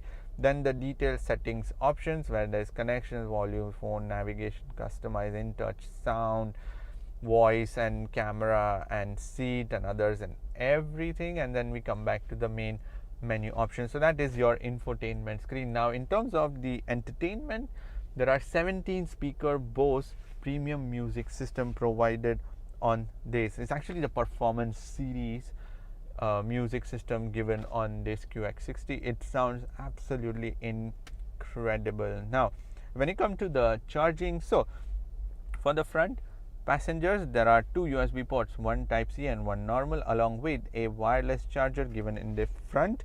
There's also one 12-volt power socket given in the center armrest. And for the rear passengers, there are two more USB ports, which is one Type-C and one normal, along with a plug point given for the second row of passengers, whereas for the third row of passengers on either side, there are two more standard USB ports provided. Now, on this QX60, there is this extendable sun visors, going to come in pretty handy because these doors are quite long. And on this, as I mentioned, there is a panoramic sunroof. I'm not going to open because it's pretty hot today, so yeah, I don't want dust and heat to get inside. I'm just quite cool on the inside, but yes, pretty big panoramic sunroof provided on this. There's also an SOS button for the emergency purposes. There is also this shifter given, which is also leather cover, straightforward, quite easy. Put it into D, neutral, or the reverse and into the park. And also there is dials and buttons given in the back to control the infotainment screen. So if you're on the move and if you don't want to go through the hassle of touching and using the screen, then there is this dial that acts as a joystick also to select different menu options. Then there are straightforward menu option, audio option, and also the camera feature. So if you're parking somewhere or if you're getting out from the car park, you can press that camera button and then get the access to the various camera angles. Couple of camera angles that you can look at, like the right side view, the rear view, and the full 360-degree view, and the car from the back side. So that's about it. So those are the options that you can cycle through. But yes, those are the buttons given here. There are also different driving modes given on this QX60. So there are precisely 4 different driving modes. So the first is the Eco, which is the economy mode. Then you leave it in auto mode, sport mode, or the personal mode, where you can personalize everything on this. So not to personalize that, so as I said, you have to go into the menu option from the driver's display and then into the vehicle settings. Then we go into the personal drive, then where you can select the acceleration, steering, the traction control, or you can reset also. So these are the options that you can change in terms of the performance of the car. Now on this QX60 there is also a 10.8-inch heads-up display, and even the graphics on that has the italic sort of version to it. So for some reason that's given, and then it shows you plenty of information also on that, like the audio option, navigation option, and all of that. And in order to change any of those settings, again you go into the settings, then you go into the heads-up display, change the brightness, height, rotation, or the content selection, navigation, driving assist, speed limit sign, audio, or the telephone SMS, everything that you can see on that 10.8 inches of heads-up display. Now when you come to the storage, in the door cards there is good amount of storage, but not tall storage is what I would say, because you can maybe squeeze in a 1 liter worth of bottle, that's about it. And some more storage on the back side. There are these 2 flexible cup holders given in the center console. This wireless charger you can utilize to put your phones and wallets. This center armrest in which again you can put about your phones and wallets, that's about it. Then there is this glove box, which seems to be aligned a little bit angular and not straight, but it's also lined with this very premium lining of material on the inside. Even the side face of the dashboard has this nice bit of tan color leather, the semi-aniline leather. And even on the passenger side, again there is 1 liter worth of storage. There is also this sunglass holder, whereas in the rear door cards again you can put about 1 liter worth of bottle. And there's also a center console given for the second row of passengers and also for the third row of passengers, which is also a removable one, but that houses 2 normal cup holders and some more storage given in the back. But I'm going to come to that because there are captain seats given in the second row of seats. There's also another storage given underneath the center tunnel, where you can put like a lot of stuff, like maybe your books, maybe phones and wallets, and all of this that is not required while you're traveling. When you come to these seats, these are one of the best features on this, because these are the tan color perforated semi-aniline leather seats, and they are very, very comfortable and soft. So first of all, they provide good amount of support underneath my thigh, and they are very broad. And yes, they have this white color piping along with the white color stitching also, and it's also got the quilting design on the seats itself. The headrests are also quite soft, and the seats offer good amount of support in the back side, on the side, and even at the bottom. They are all right is what I would say. But yes, in terms of long-term traveling comfort, these seats are absolutely comfortable. And then yeah, they are also the massage seats, by the way. I'm going to come to that feature too. But there's also the autograph inscription on the backrest of the seats. Now in terms of the adjustability, so the driver and the passenger side seats are both 8-way electronically adjustable and 4-way lumbar adjustment, and they also come with the massage feature. So there is a button provided on the side face of the seat, so you press that, and on the infotainment screen you can go inside and set into relaxing, lumbar, or refreshing, and then the intensity and speed of it. So all of that you can control. Or you can even go from the screen, as I mentioned, the massage seat options that's been given there 2. So there are 2 options from where you can get the massage seat option. So there are captain seats provided in the second row of this QX60, and that's a great feature. So you can lower these handrests, and they are the both side of the handrest itself are like equally, aligned, so you are not like sitting somewhere misaligned that way. So yeah, that's a good thing to be able to have both at the exact same levels. And in terms of the comfort in these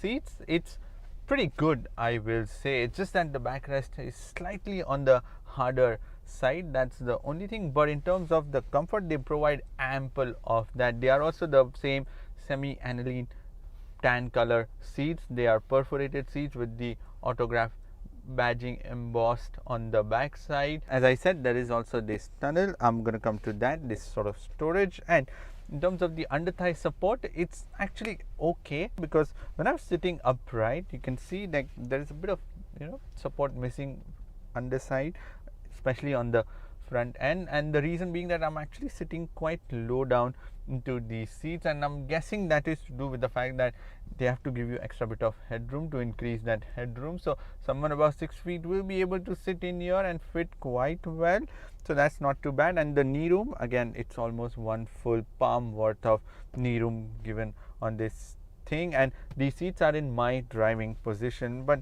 there's not much room underneath the seats to stretch your legs. I mean, for longer journeys you can, because there is good amount of space here. And also the second row seats are also slidable, so if there are passengers in the third row, you can give extra bit of space here, and when there are no passengers, you can utilize the entire leg room here. Plus the seats are also reclinable, so they go back quite a bit, so it's actually like a lounge type of feeling that you get after that from the seats, of course when there are no passengers in the third row of seats. So yeah, you can really relax into these seats. So not too bad in terms of the support and also the comfort in these seats. And they are also quite broad, as I said. They also have the white color stitching, they are perforated, and white color piping also, and everything given on these seats. And the seats are also like foldable, so from the third row I will show you, there's a button given in the back and also given on the side of the seat. So if you are entering from outside into the third row, you can press that button and these seats would fold away electronically, so that's another convenience feature. Now in terms of the door card quality, again, it's soft touch material with the same open pore ash wood given on the side face, this leather covered armrest where you're going to be resting hands with the white color stitching, the same Bose speaker grill. I love this grill, actually it's one of my favorite things on this car because it's just angled in such a nice way. There's also the sun blinder given for the second row to give you that extra bit of privacy. Then there is this center console where there are like 2 normal cup holders and another storage given in the back, and this is also a removable one, so you can make like a passage for the passengers to go from the second row into the third row, or this just for that, so that's also removable. But yes, that's been provided and pretty sturdy, like it's not loose. Most of the times these things are quite flimsy that way. In the driver and the passenger side seat, there are also pocket storages provided, and there is also controls given for the air conditioning. So the air conditioning vents are given on the roof for the second row and also for the third row of passengers, so everyone out here in the car is going to be very comfortable. And the third row seats are not just for 3 people but only for 2 people, because I'm going to come to the third row seat also and explain you that. But there is control given for the air conditioning for the second and the third row, again on and off, temperature adjustment, fan speed adjustment, the flow of air. And another great feature is that the captain seats on either side in the second row are also the heated seats, and the buttons for that are provided on this air conditioning panel for the second row of passengers. Now in the third row, the first thing to mention is that I have adjusted the second row of seats in a way that the second row of passengers would have good amount of space. Also the third row of passengers will also have comfortable sort of leg room in here, and as you can see, there is that provided. So this car can easily give you adjustments for 6 people easily to fit into these seats, and you actually sit quite low down into these seats. That's the first thing, the angle that you can see my legs are making, so there is not much support underneath my thigh, but these seats are pretty comfortable. They are non-perforated, same tan color semi-aniline leather seats with the white color stitching with two big headrest, and the backrest is also reclinable, so not too bad. Even that adjustment is possible. You can make it upright also in case there is luggage in the trunk. So yeah, lots of varieties of options possible in here. There's also a window given on either side, and as I said, this is for just two people, and in the middle there is this center area to put storage like your phones and everything into this. So it has this rubber sort of mat on it, so yeah, you can leave that, so two passengers can sit here. Again, there is no belt even for the third passengers, and another storage is on either side of the passenger. So there are two cup holders given in the back too, and as I said, one standard USB port. Same goes on the other side, but I have realized that this third row is actually pretty spacious for a mid-size SUV. So yeah, because genuinely it's pretty spacious for the fact that these captain seats are adjustable, so they give room for everyone on the inside. In fact, the floor itself, even for the second row in the front and also even in the third row, the floor itself is flat. There is no tunnel or anything, so it's quite easier to stretch your legs around. Now when I put these seats actually in the actual position, so just bear with me while I take everything from here and let me adjust them back. So now you will see suddenly that yeah, there is no knee room, and that is the thing, right? I just adjusted, as I said, to give you extra bit of room. You can adjust and fit in 6 adults into this car. It's just that you have to adjust the second row seat, otherwise like the child can sit in here, because even in the third row on the left side there is child isofix points provided, so you can put the seat in this side of the car. Now in order to fold the seat away for the third row of passengers to come out, there is a button given on the back side of these captain seats. There's a bug here, so you press that button and it electronically folds the seats away, and the opening on this car is actually pretty good, so it's going to be rather very easy to come in and out into the third row of seats. So this 2024 Infiniti QX60 comes with a 3.5 liter V6 naturally aspirated engine that produces 295 horsepower and 270 pound-feet of torque, and this engine is mated to a 9-speed automatic transmission that sends the power to all the wheels via an all-wheel drive system. So in terms of the power and the overall transmission, I feel like the engine is a bit sluggish in terms of the response. It's much more laid back, especially it lacks the lower end torque, because when I try to accelerate, it takes a little while to respond, and it feels very bulky for some reason, because this car itself is a little over 2 tons, so yeah, the weight is also quite evident when this engine is kind of dragging it. And the gearbox, when the upshifts